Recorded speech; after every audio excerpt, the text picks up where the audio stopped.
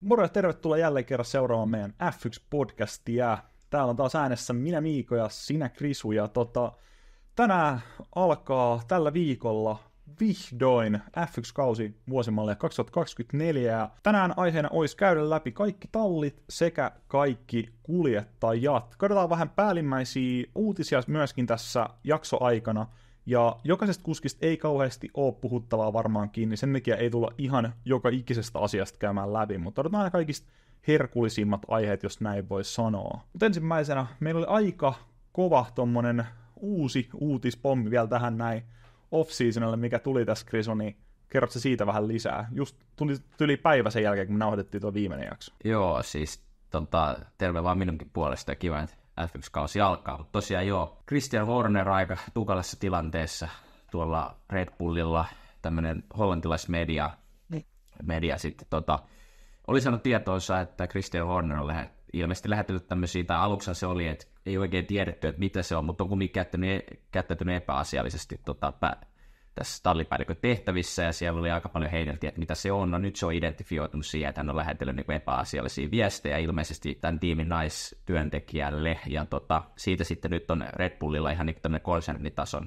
selvitys käynnissä, ja se nyt on tässä koko oikeastaan tänne, tai tästä kun se tuli muutama viikko sitten, niin on jo odotettu, että tulisiko niitä uutisia, ja nyt ilmeisesti tämä tutkinta on loppunut, ja ihan tässä niin kuin jopa tämänkin jakson aikana, tai tänään tai huomenna, kun me kuvataan tätä tiistaina, niin keskiviikkona ennen kauden alkuun on tulossa todennäköisesti se päätös, että jatkaako Horner tallissa sitten ollenkaan, ja tässä ollaan puhuttu aika paljon, että tämä on tämmöinen niin kuin valtataistelu, että ei ole niin kuin sattumaa, että hollantilaismediat julkaisee, että täältä Maxin kautta, jos Verstappenin porukasta olisi tämä tieto tullut. Mun mielestä sä voit sanoa kohtaan mielipiteen, mutta jotenkin niin kuin, se on ehkä toissijainen asia tässä, että näitä me voidaan sitten puhua myöhemmin, mutta niin tärkeä asia, mistä hän pitäisi, niin kuin keskustelussa pitäisi kääntää se, että Horner on todennäköisesti käyttäytynyt epäasiallisesti, ja sehän ei niin kuin nykytyöelämässä tai koskaan ole mitenkään hyväksyttävää, niin ikävä keissi, ja sano se sun mielipide, niin mä voisin vielä jatkaa lyhyesti. Tästä on ollut niin paljon ristiriitaista hommaa, että aluksi oli näin, että sanottiin, kun tämä alkoi leviämään tämä uutinen, että Horner olisi jotenkin epäasiallisesti niin kuin komennellut siellä jotain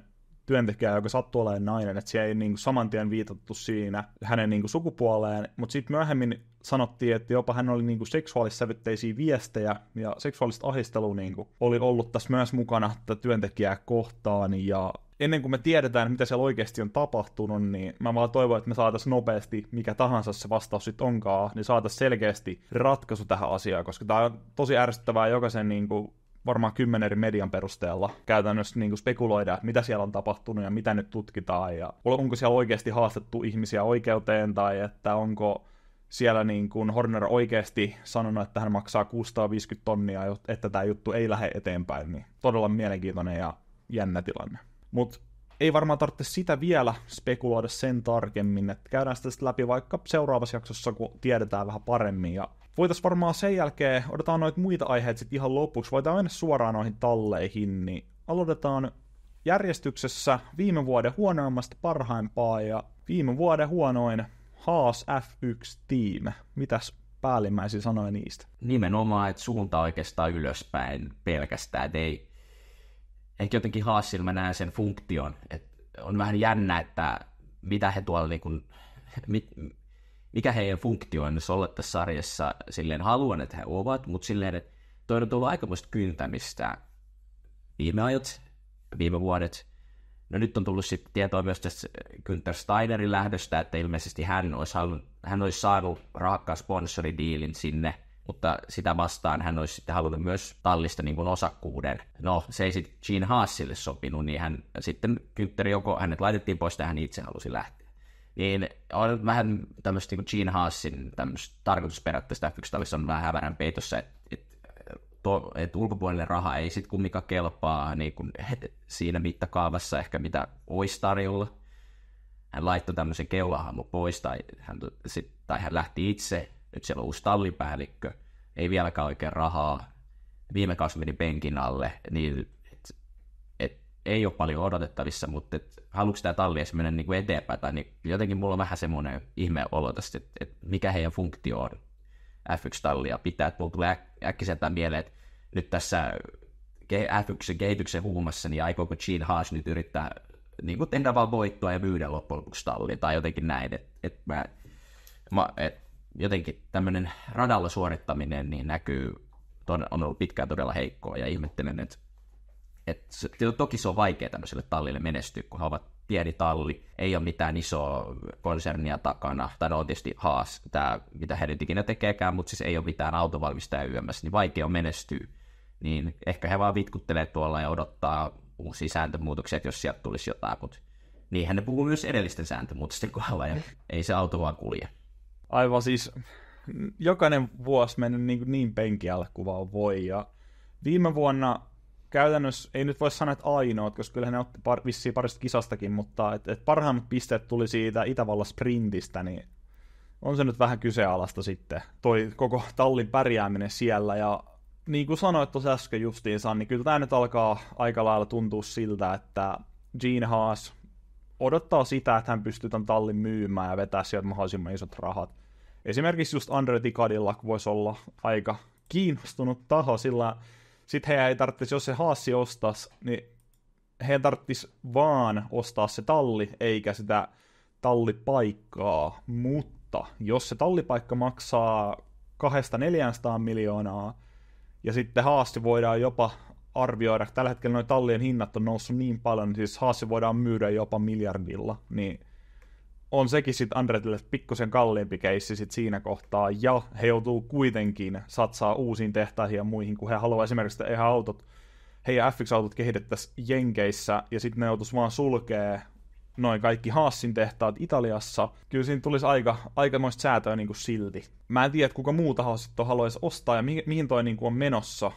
Oikeastaan niin kuin itse auton ja kuskien menestymiselle radalle mulla ei ole ei mitään odotuksia, niin kuin mä oon tänne kirjoittanut, että siellä painollaan vikoisijoilla, ja jos käy hyvää pullaa niin kuin viime vuonna, niin saadaan jostain sprintistä parit pisteet ottaa, mutta nolla odotukset oikeastaan. Ei ole siitä se enempää. Sano vielä nopeasti siis, että tietysti jos kuljettajakaksikko on ihan lukin menevä ja hyvä, ja tietysti tämä Komatsu, tallipäällikkö, niin on kiva nähdä, että miten hän ottaa rooli vastaan ja minkälainen on niin kuin media edessä, ja hänestä aika vähän ollaan, niin kuin, hän on aika vähän ollut parrasvaloissa tässä näinä vuosina, kun hän on Haasilla ollut, niin se on tietysti ihan mukava nähdä vaihtelua ja näin, että pitäisi se talli lähteä sen rullaamaan, mutta ihan jos pitäisi nyt veikata, että kuka valmistajan taisto viimeinen, niin kyllä mä sanoisin, että se on Haas. Vaikka tuolla myöhemminkin on ollut liittynyt huhuja, että yhdestä myöhemmästäkin tallista niin huonoja ennustuksia, mutta meidän siihen myöhemmin. Kyllä, eli mennään järjestyksessä ja hypätään nyt sitten suoraan Kick Sauberiin, joka siis aloitti tämän kauden nimellä Stake F1 Team, mutta sitten tuli sveitsiläisviranomaisten kanssa vähän haasteita, ja nyt sitten ymmärtääkseni virallisesti tallin nimi tulee olemaan Kick Sauber sitten loppukauden ajan, vaikka se Stakein logo nähdään sitten niissä maissa isosti autossa, missä se on tommonen uhkapelimainostaminen on vielä sallittua. Siellä meidän kaikkien lempparikuljettaja, eli Valtteri Bottas, tai lemppari suomalainen F1 vielä, niin tää on tosi jännässä tilanteessa kyllä nyt tää talli. Mitä itse osaat siitä sanoa? No jotenkin mitä kuuntelin noissa talvitesteissä Valtterin haastatteluja, niin hän on peräänkuuluttanut sitä, että talli on mennyt eteenpäin, ja tietysti sitten hän on aina siihen sanonut, että niin on muutkin mennyt, niin se on oikeastaan sit jännä nähdä, että mihin Sauber asettuu. Siitä jotenkin, kun on seurannut netissä on näitä kaikenlaisia, että on laskettu näistä aika-ajovedoista ja kisavedoista niin kuin simulaatioita, niin kyllähän niin kuin toi keskikasti kautta häntäkasti on aika pienessä, niin kun ne on aika lähellä toisiaan. Et siellä jos saadista tulee muutama kympän niin aika-ajonopeudessa parempi ja muutama kympän vaikka kisanopeudessa parempi, niin sä voitkin olla yhtäkkiä pisteillä. Et silleen se on ihan, että semmoista överisurkeata talliahan tälleen nyt ole. Ja kenelläkään ei talvitestit mene mitenkään niin silleen surkeasti, että sä et saa autoa radalle ja koko ajan auto rikki, ei pysty ajaa kierroksia. Oikeastaan semmoista ei ollut, niin tosi vaikea tästä, niin kuin sanotaan Haas, Sauber, RB, Williams, Alppinen osastosta, niin on tosi vaikea sanoa, että kuka tulee olemaan paras, ja sekin suorituskyvyt saattaa muutella, mutta kyllä mä niin kuin varovaisen luottavaisena on tähän kauteen, että kuitenkin tämmöinen brändiuudistus aina tuo vähän lisää höökiä ja semmoista niin kuin hyvää mieltä ja nostetta, ja tämä autohan on erilainen, ja mä tykkään, että on räväkkä ja näin, ja tietysti mitä on luettavissa, mikä on ollut tietynlainen ilmiö tässä, kun uusia autoja on julkistettu, niin aina mä vähän huolestun siinä, että jos tätä niin kuin väritystä on paljon muovailtu sillä, että siellä on vaan tämä hiilikuitu esillä, ja Sauberillahan nyt aika pitkälti on sitä siellä esillä, että siellä niin kuin haetaan joka ikinen painolasti sieltä pois, että viittaisiko se siihen, että siellä on ollut vähän vaikeuksia, mutta en tiedä, tänä viikolla se selviää, en usko, että ovat aivan niin kuin surkein talli, mutta jotenkin tämä Sauber on todella vaikea, mihin sä sen asetat tuossa, mutta ei ole surkeata, mutta en odota mitään ihan loistosuorituksia.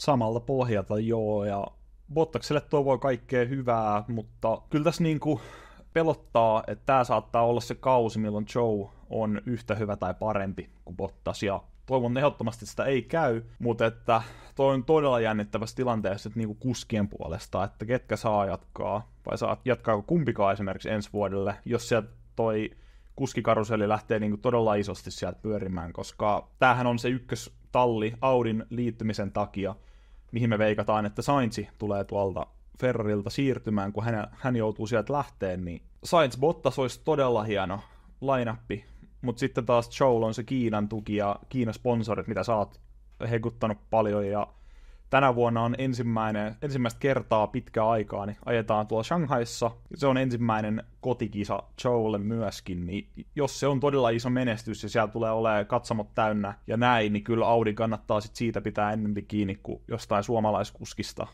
mikä on sitten meidän kannalta niin vähän valitettavaa, mutta autosta niin muutamilla pisteillä voidaan nähdä todella hienoja saavutuksia ja justiin se nousta aika ylöskin tuossa kuljettajien mestaruudessa. Et mitä täältä nyt kattelee, niin esimerkiksi viime vuonna Haasilla oli 12 pistettä, Alfa Romeo 16, että ei se paljon vaadi. Että Alfa Tauri, joka oli kolmas, niin oli 25 pistettä, niin pari kertaa just sprinteistä jossain ihan hyvä tulos jommalta kummalta kuskilta tai molemmilta, niin siellä ollaan nopeasti 8.7. ylöspäin päästään. Sä oot just oikein jäljellä tuossa, että nyt Bottashan ajaa niin työpaikastaan tulevaisuudessa. Et viime vuonna oli vähän se, että hänellä on se soppari vielä siellä ja meni ihan mönkään jotkut kisat, niin nyt oikeasti se pitää löytyä se oikein niin kuin Super Vale 3.0 pitää löytyä tänä vuonna. Et muuten tosiaan ne työpaikat menee muualle. Hän alkaa olla vähän niin kuin vanhemmanpuolinen kubbe, ei ole mikään nuori enää. Joe on nuori, hänellä on kovat taloudelliset tukijat, niin nyt Bottas, nyt pitää näyttää. Mutta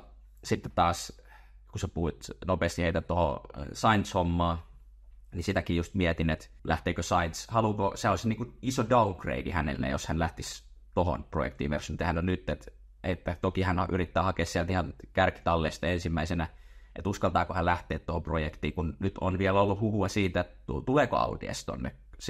Siellä tapahtuu paljon asioita, että onko Audi vetäytymässä sittenkin tästä projektista. Siellä on pientä, niin kuin, mitä on lukenut, niin jonkinlaista niin kuin, näkemyseroa siellä johdossa.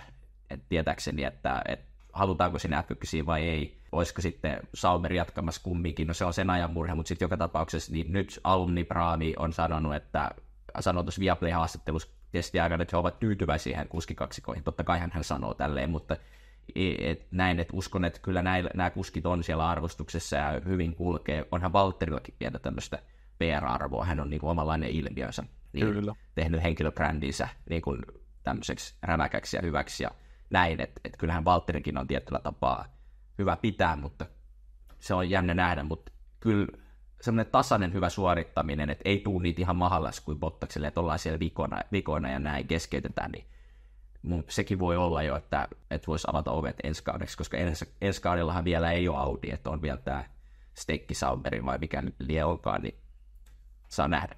Bottaksella on kuitenkin niin kuin ihan hyvät, että jos mahdollisuudet, jos tämä kaus menee hyvin, ja sitten sanotaan vaikka, että Albon lähtee pois Williamsilta ja Sargent jatkaa, odotetaan tämmöinen niin kunnon tuolileikki, niin siinä kohtaahan Bottas voisi mennä Albonin tilalle Sargentin niin käytännössä mentoriksi sinne, että hän ottaisi sen sama rooli, mitä hän on nyt ollut Joelle tuolla Sauberissa, niin kyllä niin kuin luottavaisin mielin on ainakin sen kanssa, että jos tämä kausi menee edes melkein hyvin, niin Bottas on vielä ensi vuonna gridillä ainakin.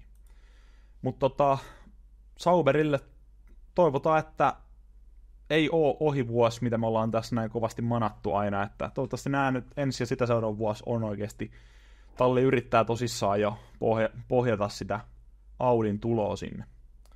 Mutta sitten toinen talli, joka vaihtoi nimeään, ja nimi on Visa Cash App RB, ja tallin PR-henkilöt on halunnut, että heitä kutsutaan lyhenteellä V-Carb.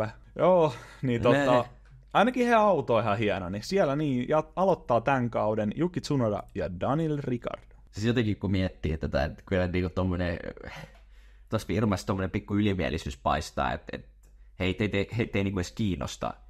Tai sitten he ovat laskelmoineet, että tämmöinen niinku Uber super nimi niin jotenkin lisää heihin katseita, ja onhan se lisännyt tämä itse keskustelu, mutta jotenkin se, että me ei edes tiedetä, että miten me tätä tiimiä kutsutaan, niin on silleen aika tyhmää, että ethän sen talliin tee tolleen. Edelleen sanon, miksi jos teidän nimi on RB, niin ainut mikä siinä ei ole sponsori on RB, niin olisi nyt laittanut myös Toro Rosso siihen niin tyyliin, että ja se auto on ihan kuin Toro Rosso niin väritykseltään silloin muutama vuosi sitten.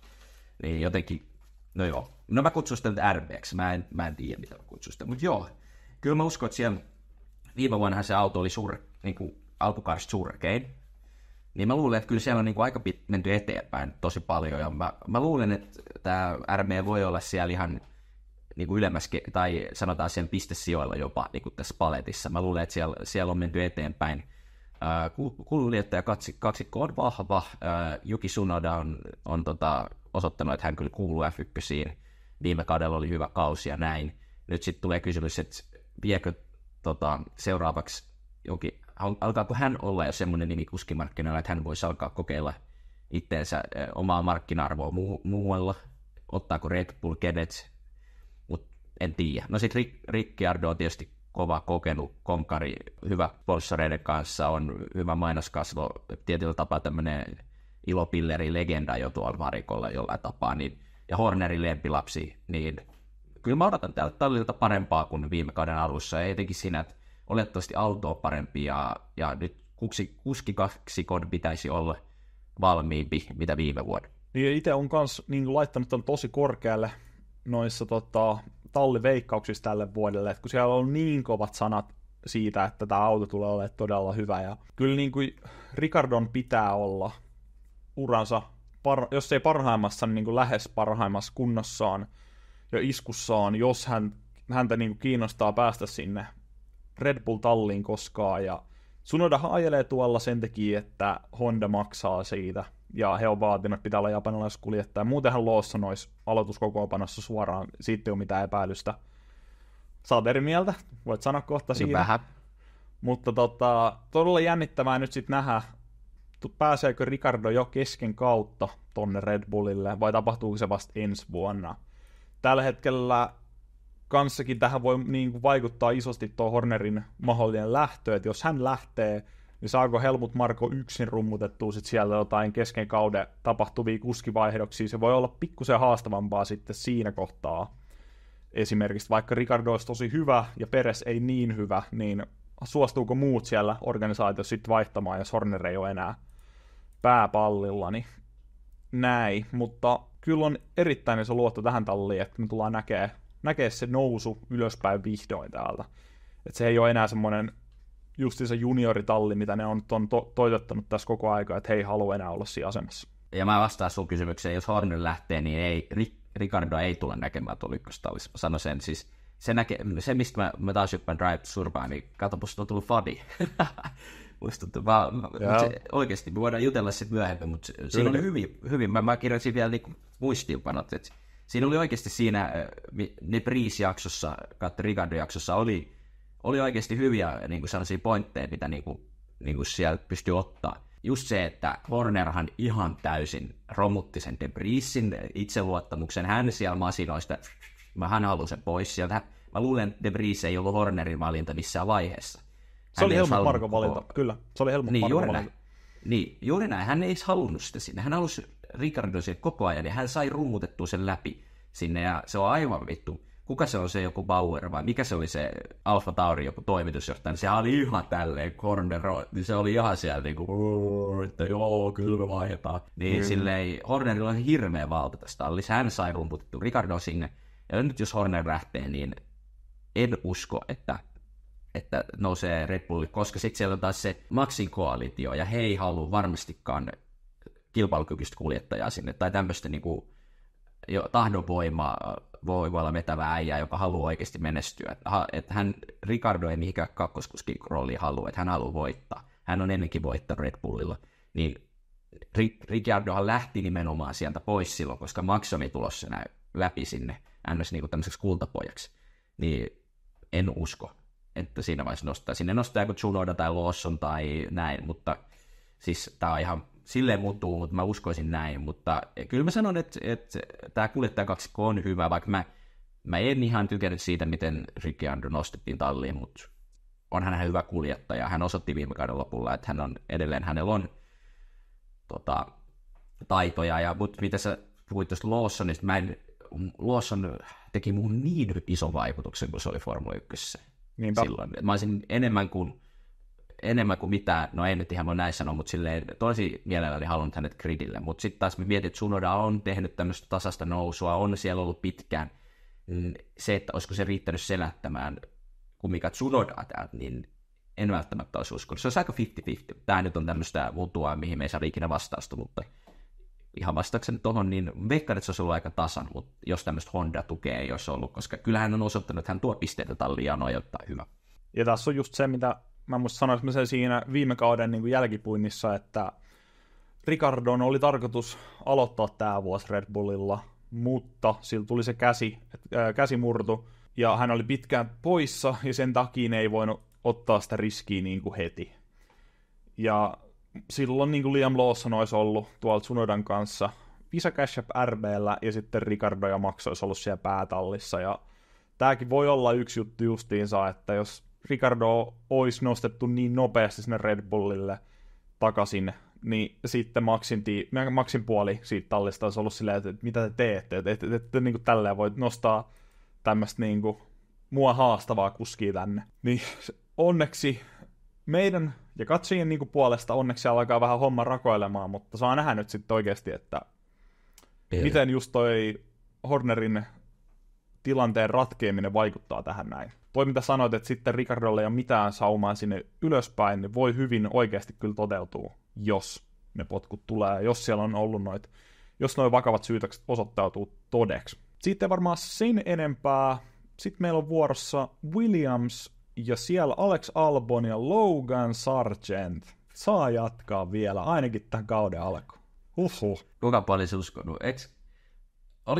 Me kyllä oltiin aika vahvasti heittämästä pihalle, mutta sitten mä vähän tuli takaisin siinä loppukaudesta, että ehkä se saakin jatkaa. Ja kyllähän sitten saa jatkaa. Ja ehkä siellä luotetaan tämmöiseen niinku jatkuvuuteen. Ja kyllä mä sitten omalla tavalla tykkäänkin siitä, että tämä formula ei ole ihan niin raadollista, mitä tuo Red Bull. Toki se on iso bisnes. En mä nyt voi täältä tulla sanoa Suomesta mun yksiöstä, että joo, että te voi olla noin julmia, mutta siis sillä jotenkin siisti nähdä, että ollaan kumminkin sen verran lojaaleja, että annetaan Sargentille näyttää vielä, ja kumminkin, no toki Albon toi pisteitä talliin enemmän, että kyllä sillä autolla pystyisi siihen, niin toki mä sitten aina mietin, että no miksei sitten valmiimpaa kuskia sinne palkkaa, mutta sitten jotenkin mä mietin taas sitä, että kun heilläkin on junioriohjelma, sun on vaikea sanoa Williamsille niinku huippukuskeja. Albonkin on jo niinku siinä, että hänen ei pitäisi ajaa Williamsilla. Mutta se, että mitä mä puhuin edellisessä jaksossa, just se, että on siisti, että ne näyttää, että niiden junioripolulta pääsee sinne F1, niin he saavat myös junioreita, näitä tämmöisiä F4-kuljettajia, jopa nuorempia karttinkuljettajia niin houkuteltua sinne, että meillä on oikeasti aito mahdollisuus päästä tänne talliin. Ja sitten plussana vielä se, että Williamson on tehnyt ihan hurjan nousun. Että se, että he olivat ihan naurualainen talli muutama vuosi sitten, nyt he ovat jo niin taistelee hyvistä pistesijoista välillä, niin tämä niin 1+1 on silleen aika hyvä. Että voi olla, että voisiko jopa olla, että Williams nousee tästä vielä niin kuin eteenpäin, että he olisivat tässä RBn ja kanssa taistelemassa niistä niin pistesijoista, niistä vikoista pistesijoista. Niin, mutta siinä Sargentin pitää nyt pitää, hänellä on se harjoituskausi nyt mennyt, niin nyt pitää näyttää, että se ei niin kuin enää riitä, että siellä keskeytellään ja ajetaan ulos, nyt pitää tulla tulosta. Niin, mielenkiintoista nähdä tämä talli. Tässäkin oli Drive to Survive -jakso, sekin antoi hyvä osvittaa, että James Bowles on tämmöinen niin kuin analytiikkaan pohjautuva niin tallipäällikkö. Hän on tämmöinen uuden sukupolven tallipäällikkö, että hän haluaa olla rauhallinen ihmisjohtaja, mutta samalla luottaa dataan tosi paljon ja näin. Niin ehkä tämä Wolesin johto voi olla semmoinen, joka kantaa hedelmää. Mä näen, että se on tosi nykyaikainen johtomalli. Mä odotan, että jos vain rahoitus on kunnossa, niin en ole nyt ihan lukenut, että miten heillä menee, mutta ilmeisesti ihan ok, niin ovat saaneet uuden ison tukijan ja näin, niin kyllä se niin kuin, tämä menee parempaan suuntaan ja mä oon todella luottavainen. Heillä on vielä Albon tällä kaudella siellä, joka on tosi hyvä kuski, niin tämä voi olla niin kuin siemenet laittaa kasvuun todella hyvälle niin kuin kaudelle. Kyllä toi, että Vauls saatiin sinne kalastettua, niin ihan törkeä hyvä veto. Hän on justiinsa muuttanut niin kuin ihan kaiken tuossa tallissa viime kauden aikana, ja nyt käytännössä sitä aletaan niin kuin hyödyntää. Just tolleen niin kuin aletaan, että siemenet on kylvetty, ja nyt aletaan sitten satoa korjaamaan pikkuhiljaa. Noit kuskit itsessään on se isoin kysymysmerkki, koska jos Albon justiinsa tämän kuskirumban takia tämän kauden jälkeen lähtee tuolta, niin sit he on vähän pulassa kyllä Williams sen niin kuin jatkuvuuden kanssa. Ja vielä jos käy niin huonosti, että siinä samalla Sargent ajaa niin huonosti, että hänet pitää korvata jollain toisella kuskilla, niin sit siellä ollaan vähän silleen, että okei, ei mitään, hei, vuosi mentiin, tai 2 vuotta mentiin eteenpäin, nyt ollaan taas nollasta, niin jos Albon taas jatkaa siellä, koska se on selkeästi se, kenen varaan koko talliin niin tällä hetkellä sysätään kuskien puolesta, niin sit heillä on todella vahvat kortit siellä, ja sit se on ihan sama, mitä Sargentilla menee. He pystyy Albonin huippusuorituksilla jopa niin kuin kalastelemaan sinne toisen tommosen hyvän kuski. Just joku vaikka Albon Bottas, Albon Sainzkin esimerkiksi, mutta on ehkä vähän, mutta sitten kans mahdollisesti tästä seuraavasta tallista olisi molemmat kuskit kattelemassa muita vaihtoehtoja, niin Williamsilla on todella hyvät mahdollisuudet justiinsa eteenpäin tosta, ja se, kuinka hyvin siinä just käytiin siinä Drive to Survive-jaksossa läpistää, että millainen ihminen Vauls on ja miten hän pystyy niin kuin muokkaamaan sen kaiken, mitä tuolla Williamsilla ollaan tehty, koska sehän on justiinsa niin kuin vanhimpia talleja, ja siellä on ollut perheomistuksessa, niin kuin, oliko 30 vai 40 vuotta, mitä se on ollut siellä, niin kyllähän siinä nyt semmoiset vanhat tavat jää sitten pakoltakin, vaikka niin kuin henkilöstö vaihtuu, mutta kun johto on pysynyt niin pitkään samana, ja nyt sitä sitten aletaan vasta muuttaa, niin ei ihme, että aletaan saamaan pikkusen tuloksia ja muuttaa sitä suuntaa. Niin, ja sitten siinä oli hyvä pointti siinä. Yhdessä kohtaa Walls sanoi, että eka asia, mitä hän, tai mä en muista, en nyt siteeraa suoraan, mitä hän sanoi, mutta jotenkin näin, että ensimmäinen asia, mitä hänen on pitänyt siellä tallissa tehdä, on niin kuin päästä eroon siitä tutusta ja turvallisesta tavasta, miten on tehty. Et me tiedetään niin kuin ihan jokaisella työpaikalla, niin semmoinen muutos, se sanoi jotenkin, että muutosvastaisuus on niin kuin saatava pois.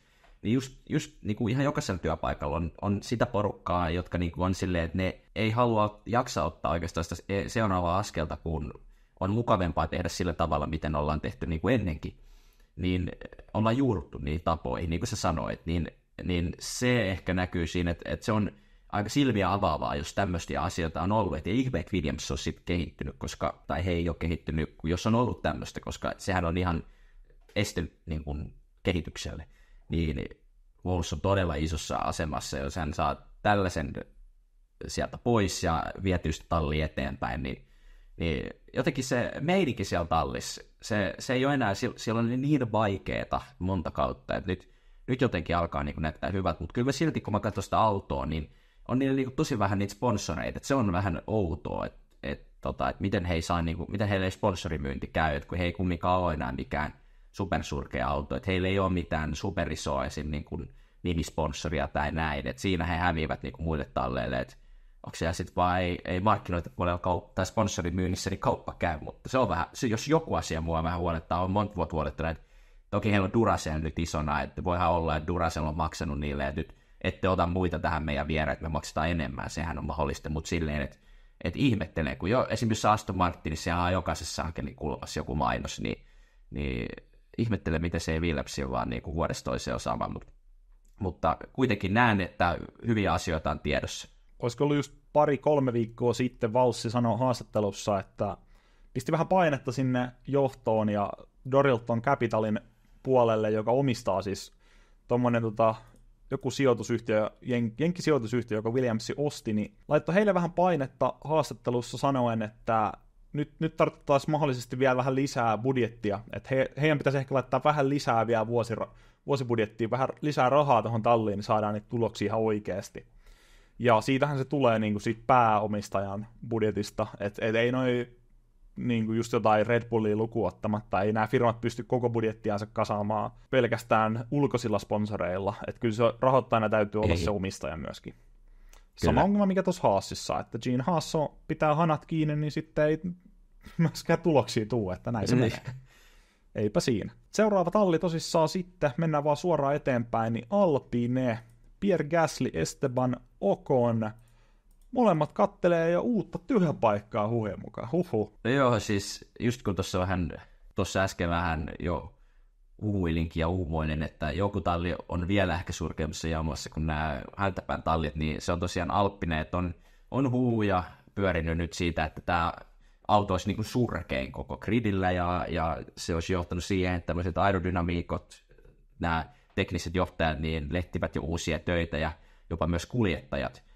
Vähän samaa, mitä toi tuohon Sauberin pointtia esille, niin mehän nähdään tästä Alppinen autosta, että heillä on tosi vähän tätä maalia tuossa autossa, että tosi paljon näkyy tätä hiilikuitua, niin onkohan heilläkin nyt sitten semmoinen, että yritetään nyt kaikki mahdollinen niin kuin, sieltä laarin pohjalta saada, että auto olisi nopeampi, niin on varmasti vaikea vuosi tulossa, ja mä vien tätä ajattelua vähän eteenpäin vielä, että kun heillä on näitä enkelisijoittajia, näitä isoja tähtiä, niin että onko se nyt heittänyt ihan summan mutikas, että joo, että sijoitetaan nyt Alppineen ja näin, että he tuovat tietysti sitä näkyvyyttä, mutta miten se ei niin korreloidu tuonne niin kisapuolelle, että mä en niin ymmärrä sitä, että miten ne voi olla vuodesta toiseen, niin siellä on niin pallo hukassa.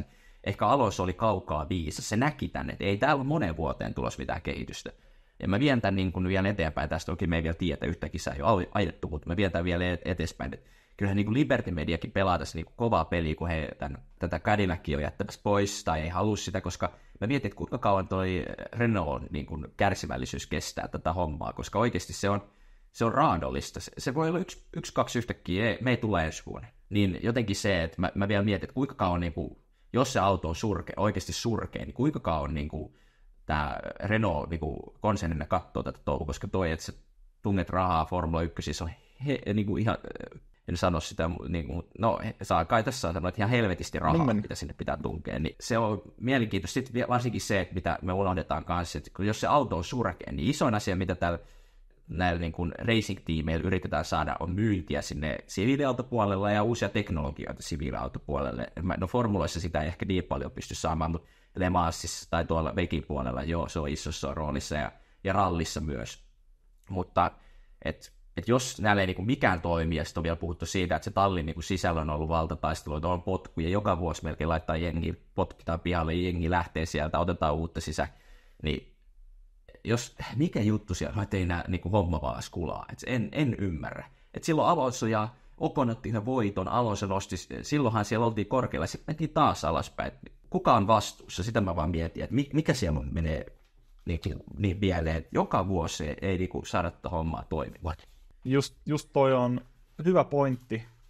Pointti toi, että aikooko he lähteä. Sitä mä itse asiassa sanoin viime kauden just sun lopussa. Sä sanoit, että eihän se nyt mihinkään ole lähdössä, mutta toisaalta tämä tilannehan on mennyt niin paljon huonompaan sit vielä siitä. En edes pystynyt kuvitella, että se menee tähän. Ja ihan niin kuin lähdetään perusasioissa, tuo auton julkaisu. 2 viikkoa etukäteen hehkutetaan semmoista pinkkiä kamo-autoväritystä, että joo, meillä tulee tämmöinen pinkki niin kuin, mikä se on semmoinen armeijaväritys, niin ihan törkeä hieno spessu-auto tuohon muutama ekaa kisaa. Sitten se auto julkaistaan, siinä on pari länttiä, 5 eri sinistä, sitten meillä on tää spessu pinkkiväritys, ja ne pienet väriläiskät on vaan vaihdettu sinisestä pinkiksi, ei mitään muuta. Ei ollut niinku sinne päinkään, mitä siinä oli niinku tiisattu 2 viikkoa, että joo, meille tulee hieno tämmönen kamoväritys. Ja kuskien ilmeetkin oli silleen, että on ihan hirveän näköinen tämä auto, tästä kaudesta ei tule mitään. Kumpikaan kuskeista ei ollut talvitestien jälkeen niinku kauhean luottavaisin mielin. Ja ei niinku ihmettele yhtään, että hän miettii, että onko tässä niinku mitään järkeä enää tässä hommassa. Että toi oli uran puolesta esimerkiksi Gaslylle silloin, kun hän tonne vaihto viime kauden alussa Alpinelle, niin se oli todella hyvä ratkaisu. Hän pääsi pois siitä Red Bullin oravan pyörästä ja näin. Mutta ei sitä voinut silloin tietää, mutta tällä jälkikäteen todella huono veto.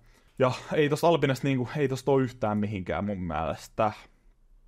Se alkaa kyllä pahasti niinku näyttää siltä, että jos ei, en mä tiedä, onko sekin rahoituksesta kiinni vai minkä takia se ei saa sitä hommaa käyntiin, mutta just se, että jos toi 26 menee vielä pahasti penki alle ja niin uusiin sääntömuutoksiin sitä uutta hybridimoottoria ei saa yhtä hyväksi kuin kilpailijoilla, niin kyllä siinä kohtaa alkaa Renaultilla niin olemaan aika huonosti perustelut enää jatkaa tässä sarjassa. Ja lähdetäänkö sitä sitten myymään justiinsa, onko tämä sittenkin se talli, mikä myydään esimerkiksi Andretille, tapahtuuko jotain muuta, tulee joku kolmas osapuoli, joka se ostaa, niin sekin on mahdollista.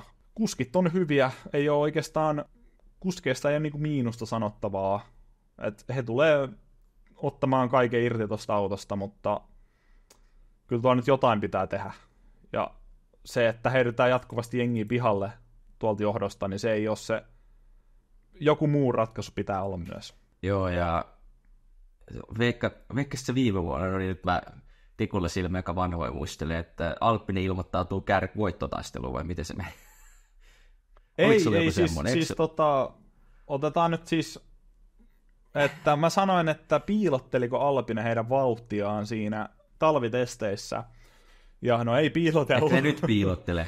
Ja nyt niin, en tiedä siitä, mutta siis se mitä mä veikkasin silloin oli, että molemmat kuskit tulee useasti kolaroimaan keskenään, 2 kertaa he vissiin kolaroivat, mutta se oli aika lailla racing-incidenttejä molemmat. Tänä vuonna voi olla kyllä keskinäinen kamppailu epätoivoisempaa ja voi kolistaa useammin kyllä. Joo, saa nähdä. Ei mulla oikeastaan muuta Alppinesta. Sitten Aston Martin, joka oli meidän viime vuoden huikea tähdenlento, mikä valitettavasti ei ihan maaliasti riittänyt toi alkuvuoden momentumi, mutta Alonso ja Stroll jatkaa siellä, ja tää nyt on taas niin kuin, että ajetaan autoa yhdellä kädellä ja yritetään pysyä radalla. Vai mitä? No, mä oon niin ristiriitainen tuosta Strollista, että jotenkin, kun se kumminkin välillä se niin kuin sitten niin kuin ajaa ihan hyvin oikeasti. Tai silleen, että välillä se tuo, niin jos Alonso on 3, niin se on 5, niin eihän se niin kuin se on niin kuin surkea kuljettaja. Että kyllä meidän pitää niin kuin vähän, tässä se on niin vaikea.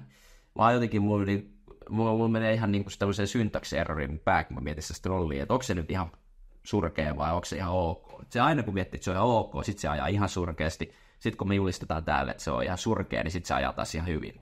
Et en tiedä, mutta siis kyllä se, niin kuin se periaatteessa on oikealla jäljellä tuossa, että suurin este sille tallin kehitykselle on se, että siellä on se Lawrence Stroll haluaa ajoittaa Lance Strollia siellä. Ja se käy jo aika selväksi, että he haluaa tämä symbioosi, niin kuin, että se tuskin murtuu, ellei Lance halua omasta halusta lopettaa, niin se on kyllä aika huono juttu. Alonsokin, jos me hyppään taas tuohon Drive to Surviveen, niin siinäkin hän niin kuin sanoi ainakin kameroiden edessä, että hänen yksi iso homma on se viedä tätä tallia eteenpäin, jotta myös se Lance voi menestyä. Toki hän siinä lomassa haluaa itse menestyä, mutta siis että se on yksi iso juttu. Että sitten kun hän ei enää ole tuossa sarjassa, niin hän haluaa, että Lance ja Aston Martin on korkealle. Toki nämä tämmöisiä niin puheita, että sanoo varmasti niin sanahelinää, mutta joka tapauksessa niin jotain, se mitä pitää antaa krediittiä Aston Martinille, ottihan hemmetin iso hypyn viime vuonna. Että sekin oli jo silleen, että harvoin sitä näkee, niin että he ovat varmasti oikealla jäljellä. Se oli oikea ratkaisu palkata näitä niin aerodynamikkoja ja tämmöistä teknistä osaamista Red Bullilta viime kaudeksi, niin heillä on tämmöistä, mä luulen, että näillä teknisillä työntekijöillä on sitä hajua myös, miten Red Bull on kehittämässä pitkällä jänteellä tätä autoa, niin he pystyvät vähän siinä niin vanavedessä mennä.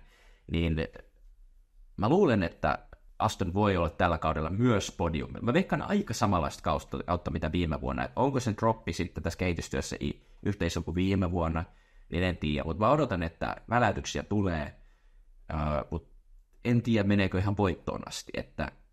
Mä veikkaan aika samanlaista kautta kuin viime vuonna, mutta he ovat selvästi oikealla jäljellä, niin enemmän oikealla jäljellä ollut tämän auton kanssa, mitä ovat olleet, tai mitä ovat esimerkiksi Mercedes olleet ja Ferrari. Mutta se, että nyt se lopullinen asia, kyllä tai lopullinen steppi on otettava, ja mä luulen, että Lawrence Strollilla on, kun se on nähnyt, että hän on lyhyessä ajassa saanut autonsa menestymään, tai tämän Aston Martinin menestymään, että siellä hänellä on kunnianhimoja, on sitä niin kuin motivaatiota, niin se kyllä povaa ihan hyvää tälle tallille. Ja kanssa se, että Aston Martinhan on tehnyt niin kuin kaikki oikeat ratkaisut. Et sinne on otettu, alun perin oli Sebastian Vettel, 4-kertainen maailmanmestari, hänet korvasi Fernando Alonso, 2-kertainen maailmanmestari ja ehkä parhaimpia kuljettajia koskaan F1-sarjassa. Ja otetaan justiinsa muista talleista noita huippuasiantuntijoita sinne töihin, rakennetaan uusi tehdas, otetaan Hondan kanssa, tuleeko 26 voimaan se, niin kuin, että heistä tulee Hondan tehdastalli, pelkästään niin kuin oikeita ratkaisuja, ja jatkuvasti menee tallin tulokset eteenpäin, niin Aston Martin, uskon kyllä oikeasti, että se auto tulee olemaan mestaruustasoinen tässä ihan muutamien vuosien, sanotaan 5 vuoden jopa sisällä. Että siellä on niin vahvasti viety sitä hommaa eteenpäin, että ainoa ankkuri on se Stroll siellä itse kuskina.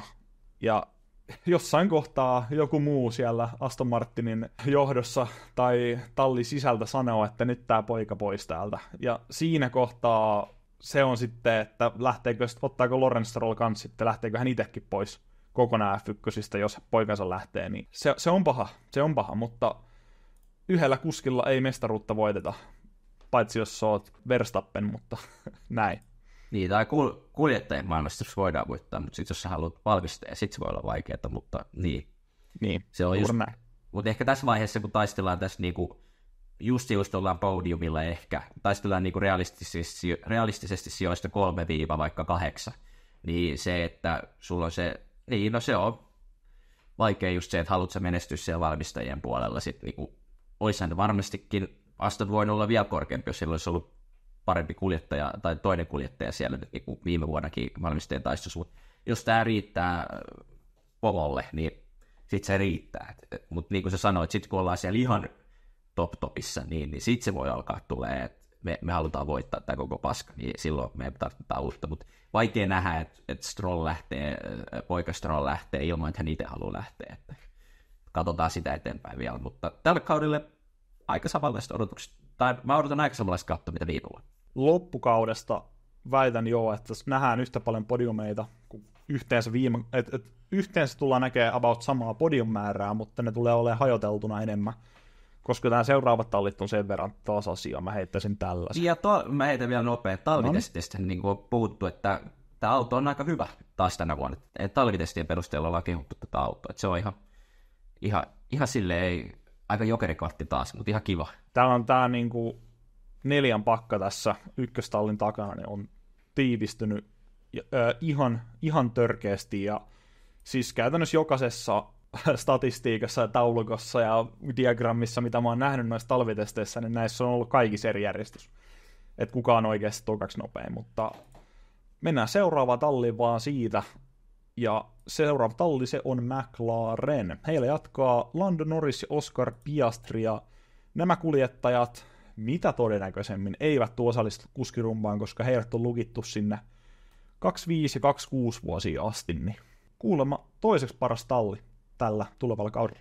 Niin, joo, on aikakin, että kyllä se niinku McLarenilla on puuttunut se tasaisuus, varsinkin tämä alkukaudet on ollut aika katastrofi, ja viime vuonna alkukausi ihan katastrofi, että se on jännä, että miten se ei niinku löydy heti sieltä niinku heillekin alkukaudella aina vaikeeta, että viime vuonna heillekin oli vähän niinku mielimaassa silloin aluksi, että miten taas ollaan menty vihkoon, mutta sitten hekin aikamoisen nousun teki, että heillä varmaan on ollut ne tiedossa ne asiat, että miten tämä auto kulkee, mutta ne ei vaan niinku ollut sitä käytännössä asunut vielä tehdä silloin alkukaudesta, että itse asiassa niinku iso loikkaus tuli loppukaudesta. Tosi vaikea sanoa, että ovatko he niinku toiseksi paras talli vai ovatko he vasta niinku Ferrarin ja Mercedesen takana. Niin tosi vaikea sanoa. En oikeastaan, niinku, tämä on ehkä vaikea, mä en oikein osaa heittää juuta eikä jaata. Heillä on hyvät kuskit, Piastri on vuoden vanhempi niinku F1-kuljettajana tai vuoden kokeneempi. Lando Norris on tietysti heidän ykköspyssynsä, hän on hyvä, hän on todistanut sen. Kässärissä lukee, tuleeko ensimmäinen voitto, saa nähdä, mutta se paljon riippuu siitä, että onko Red Bull tänäkään vuonna oikeasti voitettavissa, mutta jos on, niin mä voisin kuvitella, että McLaren voisi olla semmoinen. He viime vuonna vähän kutitteli Red Bulliakin jopa, mutta heidän pitää löytää se tasaisuus. Nyt ei voi tulla niitä ohiviikonloppuja, mitä viime vuonna tuli tosi paljon ja on tullut edellisvuosina. Et ehkä heille mä ladon sen odotuksen, että tasaisuus on kaiken A ja O. McLarenilla kans, kun puhuttiin aikaisemmista talleissa, että on haastateltu sponsoreiden ja budjetin kanssa, niin McLarenilla on niin kuin päinvastainen tilanne, että heillä on niin paljon sponsoreita, että se sivuponttoonien se isoin sponsoripaikka vaihtelee niin kuin eri kisaviikonloppuina, jotta he saa jokaisen firman sinne näkyviin. Ja mä en muista, onko se enää tämän vuoden autossa, siitä ei ainakaan talvitesteissä ollut puhetta, mutta viime vuonna heillä oli siis LED-näytöt siinä kuskien molemmilla puolilla, jossa vaihtui eri logot, vähän niin kuin jossain, en mä tiedä, bussipysäkillä, jossa on joku näyttö tai muuta. Aika niin kuin hauska idea, ja on niin kuin hienoa, että se asia on hoidettu. McLaren on tehnyt markkinointinsa kanssa ehkä, en tiedä onko parasta, mutta niin kuin ainakin parhaimpaa duunia F1-talleista. Kuskilainappi on myöskin erittäin hyvä. Ja Piastri oli, mä sanoisin, että meille molemmille niin kuin se isoimpia yllättäjiä viime vuonna, ihan uskomaton kausi, sprinttivoitto, ottikohan jopa paalupaika jossain kisassa, ei, ainakin kakkossijaa tuli useammassa kisassa, niin siis uskomatonta nähdä, mitä hän pystyy tänä vuonna tehdä, ja se, mitä sanottiin paljon talvitestien aikana, niin radalla kaikki vähän piilotteli sitä vauhtiaan ja näin, että mihin se pystyy, mutta McLaren oli ihan eri asetelmissa siellä tallissa, kaikki oli ihan eri fiiliksellä kuin mitä viime vuonna Norris oli hakannut seinää siellä ja muuta, kun auto oli niin huono. Niin uskon, että nyt tullaan niin kuin saman tien, tullaan iskemään ja taistellaan eturivistä Bahrainissa jo aika ajoissa ja näin edelleen. Se, että saadaanko nyt sitten sitä tasaisuutta koko kaudelle, vai käykö samalla lailla kuin Aston Martinille, niin se on vielä kysymysmerkki itselle. Mutta tähän talliin on kyllä isoimmat odotukset tällä vuodelle, jos voi näin sanoa. Just näin, kyllä se on samaa mieltä. Mä lähinnä aloin miettiä sitä, että Landosta ollaan nyt nähty vähän, niin kuin ollaan nähty tämä veikeä puoli ja se, että kaikkien kaveri ja näin, mutta sitten kun jos aletaan olla tuolla Maxikaan ihan voittotaistelussa ja näin, niin on jännä nähdä, että tuleeko vähän semmoinen totisempi Lando sieltä esiin. Että se, joka just lyö seiniä ja näin, että tuleeko semmoinen niin kuin esiin ihan julkisuuteen, niin se on myös hauska nähdä. Ja myös Piastria, että pitäisi heillä tulee kova taistelu. Sanotaanko näin, että jos he ovat oikeasti ihan voittotaistelussa, niin kunnioittaako Piastri yhtään Lando Norrista, ja onko tallilla myös semmoinen visio, että Norris on selvä ykköskuski, jos tulisi tämmöinen tilanne, että taisteltaisiin voitosta. Että se on just kanssa jännä nähdä. Tätä ei ole McLarenilla ihan päästy, siellä on oltu kaikkia kavereita ja ei ole oikein tarvittanut tämmöisiä vaikeita päätöksiä oikeastaan tehdä vielä, vai oliko jossain kilpailussa ehkä jotain ihan tämmöistä, niin kuin, että vaihdetaan positioita ja niin kuin, näin, ja ne on positiot ja näin, niitä on tehty ihan niin kuin, hyvässä sovussa, mutta sitten kun ollaan siellä ihan top-topissa, niin saa nähdä, että tuleeko mitään rakoilua sinne ja näin. Jack Brown tietysti ollut pitkään siellä, että jos oikeasti ei saada sitä tallia sinne ihan toppiin, niin alkaako pikkuhiljaa hänelläkin, jaksetaanko häntä enää katella, vai hännäänkö muualta johtamista esimerkiksi. Steiner voisi olla tämmöinen vähän samantapainen johtaja, mitä niin kuin ehkä Jack Brown on, mutta katsotaan nyt, että en siis odota, että hänellä pitää potkuja tulossa, mutta vähän silleen. Niitä seuraavia steppejä, niitä on nyt otettava. Se kans, mikä pitää muistaa, niin Jack Brown ei ole tallipäällikkö, vaan hän on koko McLarenin toimitusjohtaja. Ja esimerkiksi Steiner oli ainoastaan tallipäällikkö tuolla Haasi F1-tallissa, niin se on vähän eri rooli, mutta siis joo, että Zac Brown on ottanut sitä markkinointiroolia paljon vahvemmin, ja sitten tällä hetkellä Andrea Stella on se tallipäällikkö, joka vastaa sitten siitä F1-tallin toiminnasta. Zac Brown vastaa myös IndyCarista ja muusta. Niin mun mielestä tommonen asetelma on ihan törkeen hyvä, ja sen pitäisi olla mun mielestä muissa talleissa myös noin. Esimerkiksi minkä takia, ehkä se on sitten, että jos Gene Haas laskee sitä myynnin varaa tai muuta, niin minkä takia Steiner ei ollut siellä toimitusjohtaja F1-tallille, ja sitten toi Komatsu olisi voinut olla se tallipäällikkö. Ja Steiner olisi hoitanut noin raha-asiat, ja justiinsa markkinoinnin puhunut kameroille ja muuta, mitä hän teki, ja sitten Komatsun ei olisi tarvittanut tälle kaudelle ottaa yhtään niin kuin käytännössä PR-puolta myös harteilleen, vaan hän olisi voinut keskittyä siihen tekemiseen. Niin siinä on yksi asia, mitä kyllä muut tallit pitäisi ehdottomasti niin kuin miettiä. Joo, itse asiassa mä unohdinkin, että tosiaan siellähän Stella on näköjään näin pihalla vaan, mutta siis joo, tosiaan, no Stella on hänkin isossa arvostuksessa siellä, ja ehkä hän nyt ei mitään potkuja vielä saamassa kuin vasta toinen kausi, eikö hänellä nyt ole, niin vaan monesko hänellä toinen. Oliko toinen? Mutta jännä nähdä just ehkä sitä isommassa kuvassa, että tämmöistä tallin niin kuin hierarkiaa ja tämmöistä sitä päätäntävaltaa, niin ei ole vielä niin kuin päästy testaamaan oikeastaan milloinkaan. Että siellä pitäisi tehdä jotain tämmöisiä kiperiä päätöksiä. Katsotaan. Niin, auto on hyvä. Katsotaan, mitä se vaatii sitten se vaikka kisavoitto ihan aidosti näiltä kuskelta ja tallilta. Toinen talli sitten, jolla on vähän liikaakin kokemusta voittamisesta, niin paitsi viime aikoina, niin Ferrari, Carlos Sainz, Charles Leclerc ja toinen kuskeista lähdössä menemään. Vähän niin kuin sysätään Hamiltonin edestä pois, jos näin voi sanoa. Se on just tossa se just se jännin puoli tällä kaudella silleen, että ensinnäkin se, että kulkeeko auto, onko se nyt se seuraava step, niin kuin niitä steppejä tullut, ovatko he lähempänä Red Bullia, pystyisikö, no toki viime kaudella yhden kisan voitti, mutta pystyisikö jopa niin kuin satunnaisissa kisoissa olemaan Red Bullin nopeampi. Ja sitten just toi dynamiikka, että Sainz voi olla nyt tällä kaudella periaatteessa nyt ihan all in. Just vähän tässäkin se, että onko siellä mitään niin kuin hierarkia-asioita nyt. Just jännä nähdä se, että miten paljon niin kuin Sainz pääsee tämmöiseen tekniseen kehitystyöhön osallistumaan, koska eihän samaa tietysti Mersullakin, mutta miten se niin kuin näkyy Sainzin suorittamisessa ja muutenkin tämmöinen ylipäätään tämmöinen olemus, onko hänellä hyvä olla siellä, onko hän tämmöinen ärtysä, lähteekö asiat väärään suuntaan, vähän just tätä dynamiikkaa mä seuraisin tällä kaudella, mutta oletus nyt on taaskin, nyt en me tänä vuonna mitään sanoa, että auto on superhyvä, en uskalla siihen enää lähteä, mutta silleen, että oletus on, että on eteenpäin menty, että miten paljon eteenpäin, niin se on tosi vaikea tässä kärkinelikossa, kärkiviisikossa sanoa, että kuka nyt siellä on se niin kuin Red Bullin suurin haastaja vai onko kukaan, mutta Ferrarilla tietysti he niin kuin auton kanssa he luottaa, ehkä ovat oikealla jäljillä mahdollisesti, mutta niin, katsotaan, jännä nähdä. Kyllä toi Sainzin tilanne on tosi mielenkiintoinen, ja just se, mistä sanoit paljon kritiikkiä tallille viime vuonna, oli se, että Singaporessa Leclerc heitettiin susille, jotta Sainz varmasti voittaisi sen kisan, niin tullaanko me nyt sitten tänä vuonna näkee useammassa kisassa päinvastaista asetelmaa, sekin voi olla. Fredrik Vasseur hoitanut todella hienosti ton viime kauden omasta mielestäni.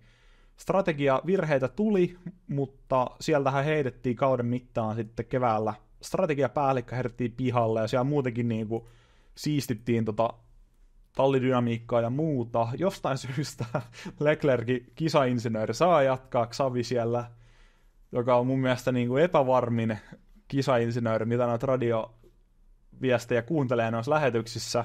En ymmärrä miten, ja saa nyt sitten nähdä justiinsa, että mitä käy esimerkiksi tolle Hamilton, että tuoko Hamilton sitten Bonon tuolta Mersulta mukanaan.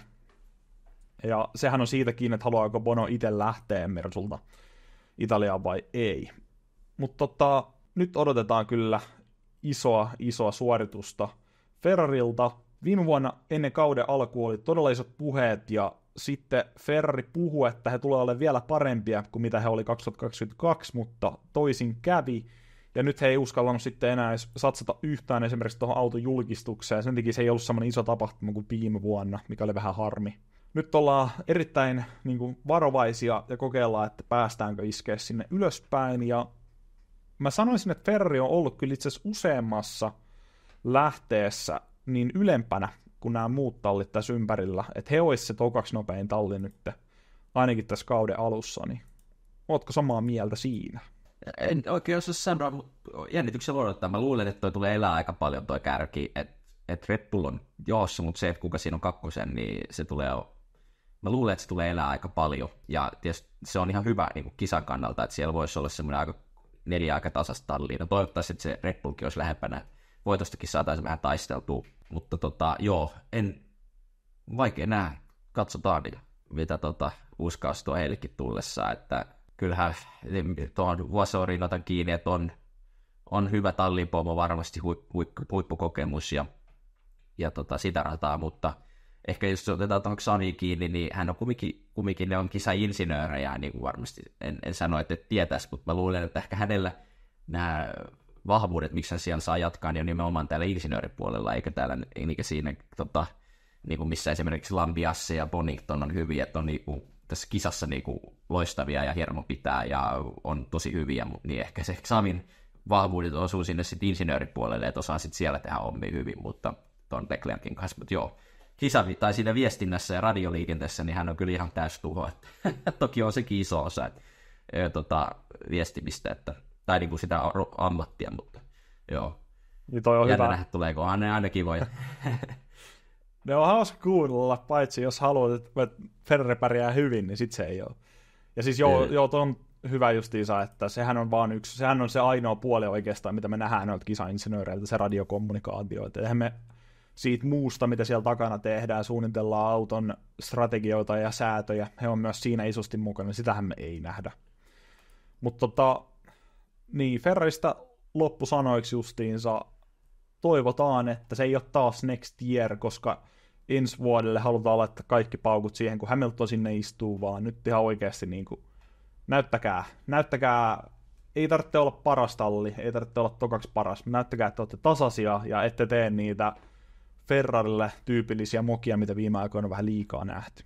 Sen jälkeen Mercedes, joka ottikin tokan sijaan tuossa viime vuoden mestaruudessa, ja oliko tämä ensimmäinen vai toinen kerta F1-historiassa, kun päästiin tallimestaruudessa tokaksi ilman kisavoittoja, mikä on sekin ihan mielenkiintoinen statistiikka. Siellä jatkaa vielä tämän kauden ajan Lewis Hamilton ja George Russell, ja sen jälkeen homma muuttuu ja isosti. Ja hei, heitetään nopea kuitti tähän, että nythän on ollut huhuja, että oikeasti se Antonelli olisi aika iso niin kuin kandidaatti sinne Mersulle, että hän on kuulemma jossain sisäisessä testeissä tai missä lieni on osoittanut tämmöistä maksimaisuutta, että on ihan niin kuin ollut maksin jälkeen sitten niin kuin yhtä nopea niin kuin jossain jotenkin tämmöisten kykyetsijöiden ja tämmöisten kuka nyt näitä testejä seuraa, niin mielestä. Silti en usko, että hän tulee sinne. Olisi se niin iso hyppäys, että kumminkin Hamilton nyt oli vähän eri silloin McLarenille, että kun hän kumminkin voitti GP2, nykyisen F2, niin siinä oltiin jo niin kuin vähän valmiimpia enää. Toki silloinkin se oli tosi eriskummallista siihen aikaan, että otettiin noinkin äkkiä kämpitallin nuori kuljettaja, että semmoista ei oikeastaan ikinä ollut tapahtunut. Mutta joo, jos Mersun tähän kauteen, niin ehkä toi auto, siis toi Red Bullihan niin kuin,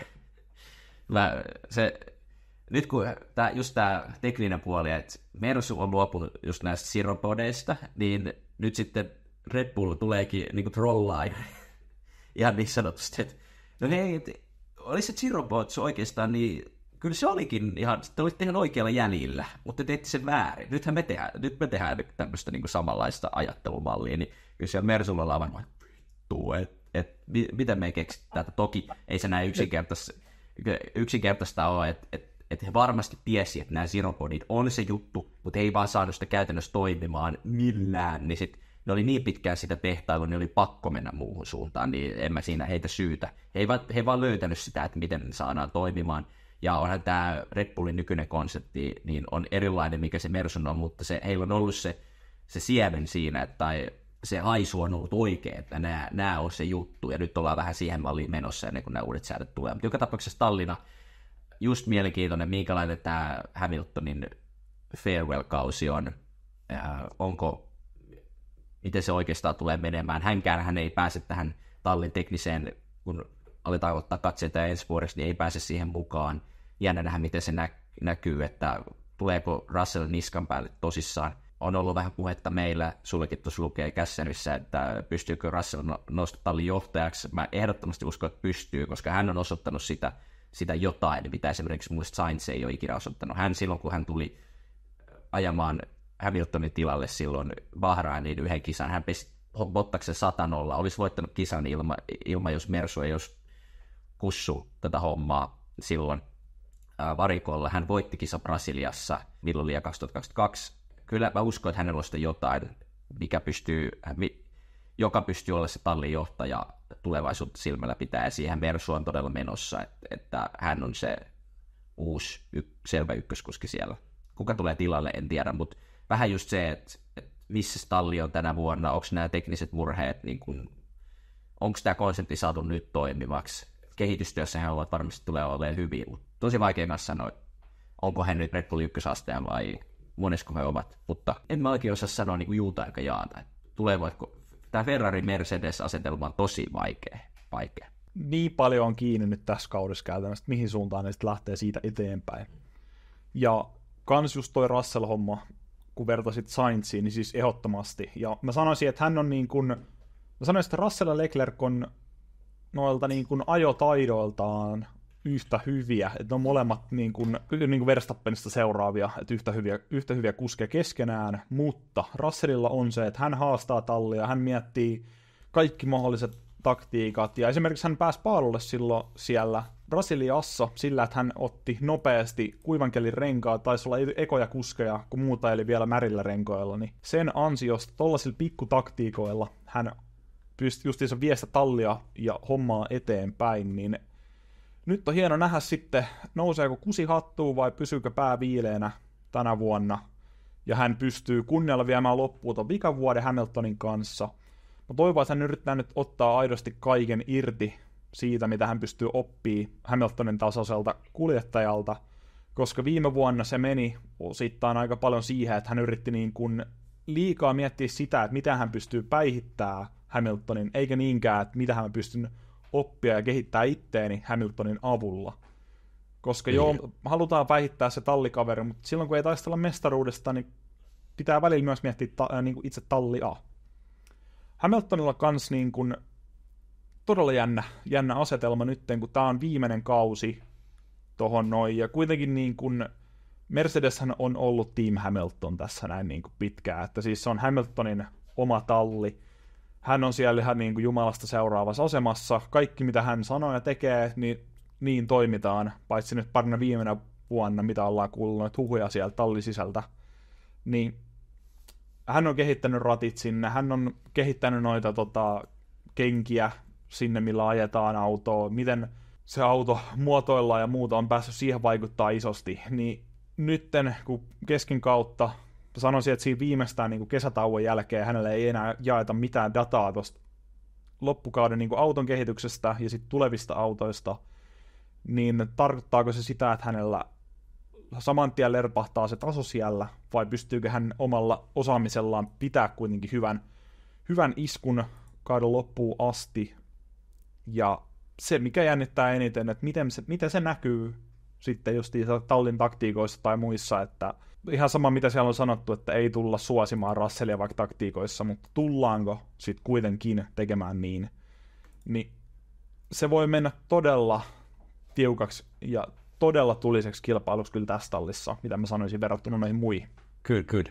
Kimi Antonellissa itse sen verran mä sanon vielä siitä, että oli ollut F2-autoilla piti ajaa märänkelin testi, mutta oli niin jotenkin huonot olosuhteet, tai sitten ne, tänä vuonna kun tulee uuden sukupolven F2-autot, ne ei ollut valmiina tai jotain, että jostain poikkeuksellisesta syystä ne ajettiin F3-autoilla se testi, ja tässä testissä Kimi Antonelli oli kuuleman mukaan ollut sekunteja nopeampi kuin muut kuljettajat.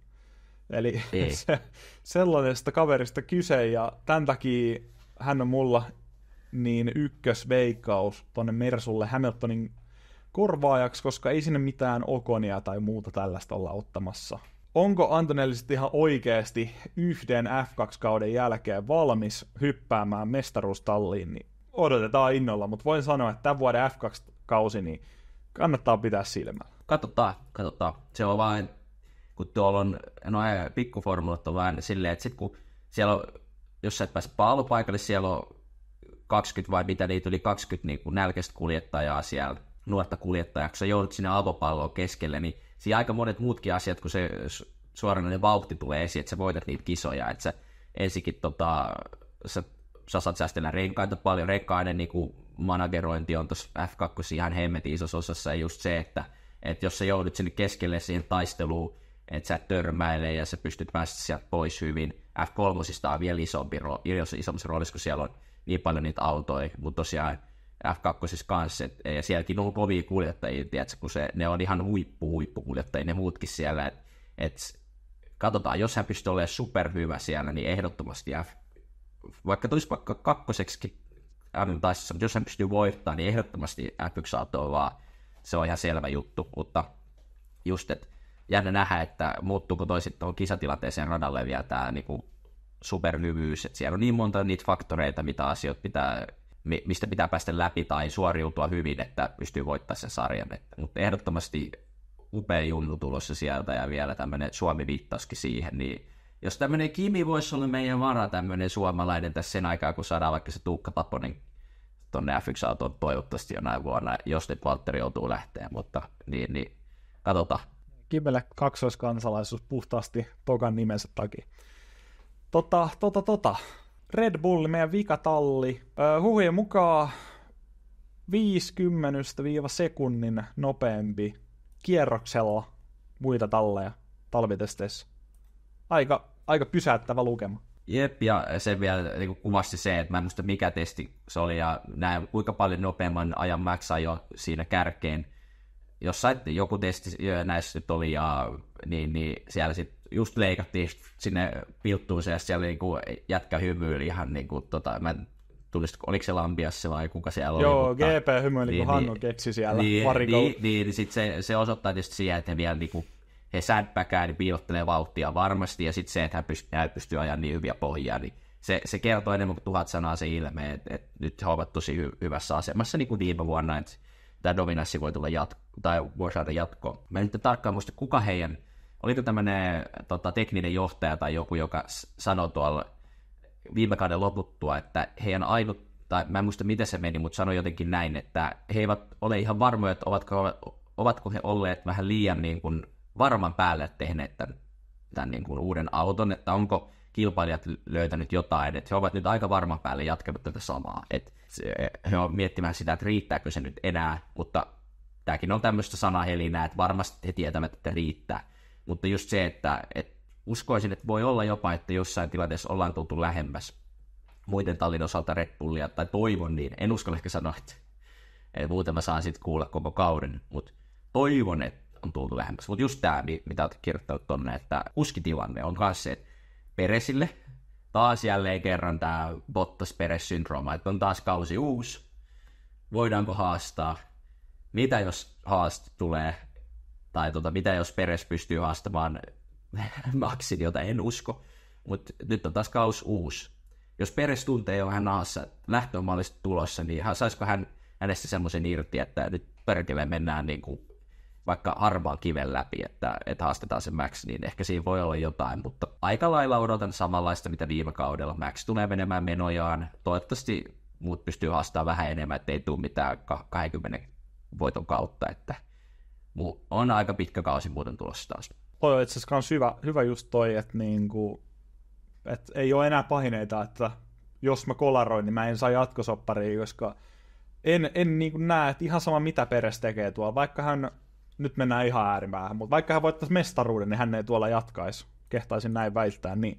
Esimerkiksi se, mitä just 2021 nähtiin Bottaksen kohdalla, mun mielestä se tuli just ennen Monzaa se, että hän siirtyy Alfa Romeolle seuraavalla kaudella.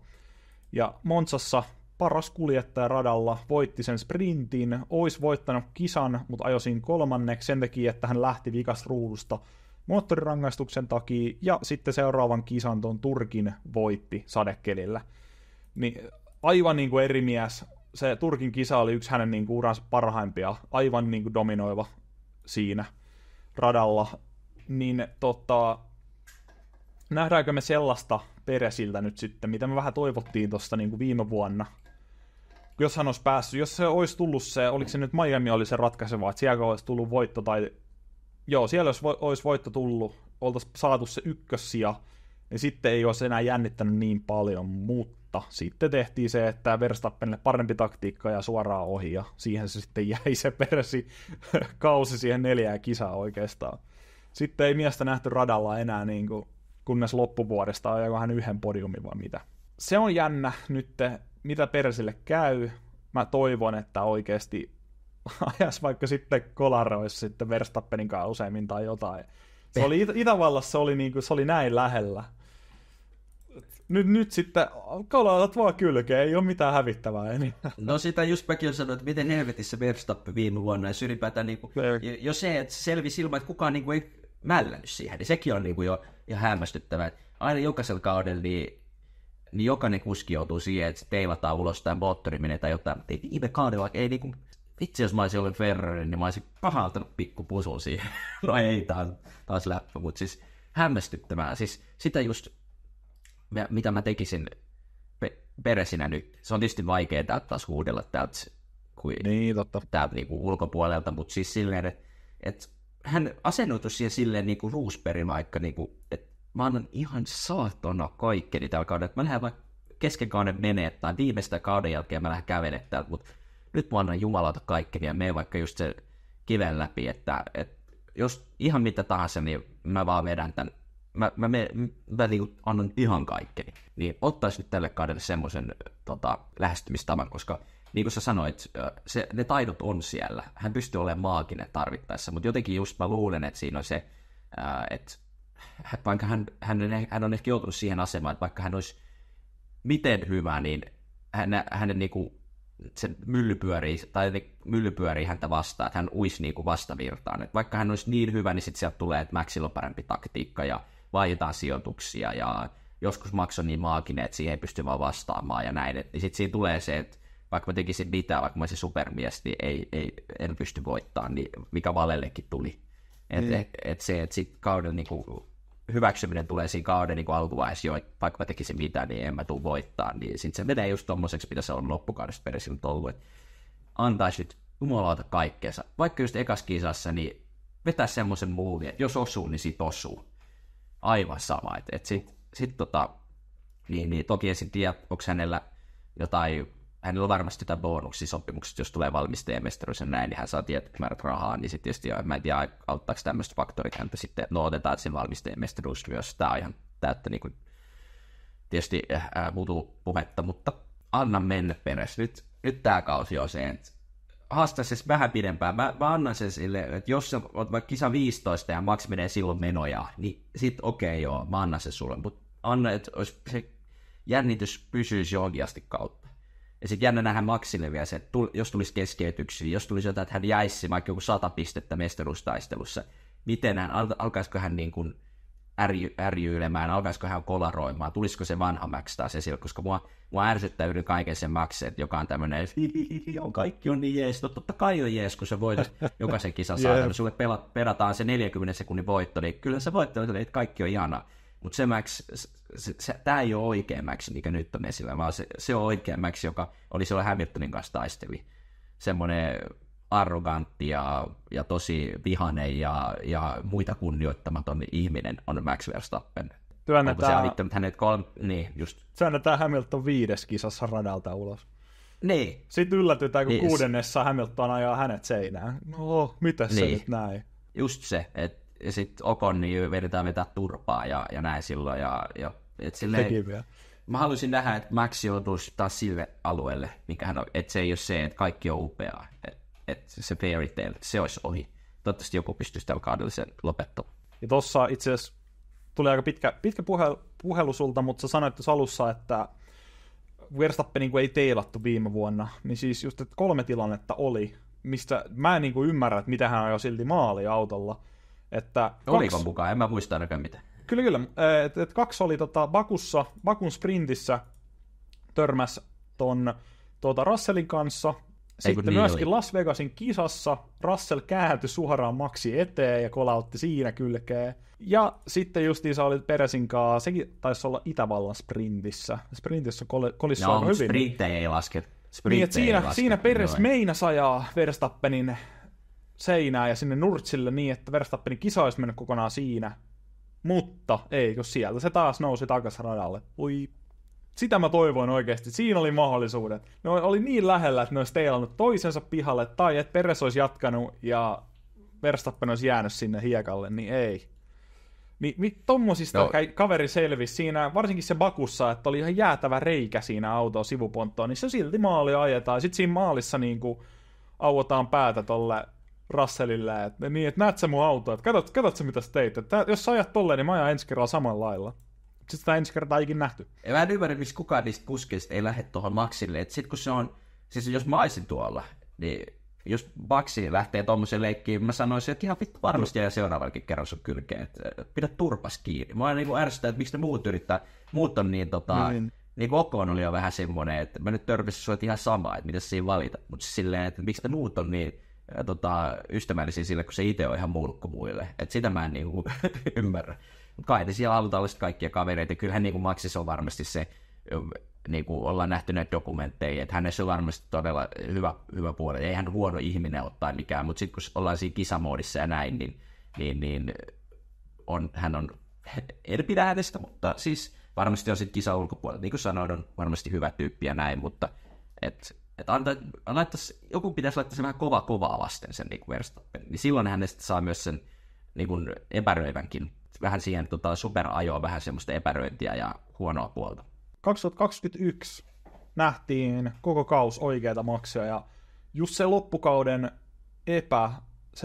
hän oli niin epätoivoinen siinä, niin kuin Saudi-Arabian kisa oli paras esimerkki siitä, että millainen Max on kuljettajana, että itki kaikesta ja teki ihan kaikkeensa pilatakseen vaan Hamiltonin kisan. Hän ei tuntu, että hän ei enää yrittänyt voittaa, vaan hän vaan yritti pilata toisen kuskin kisan siinä.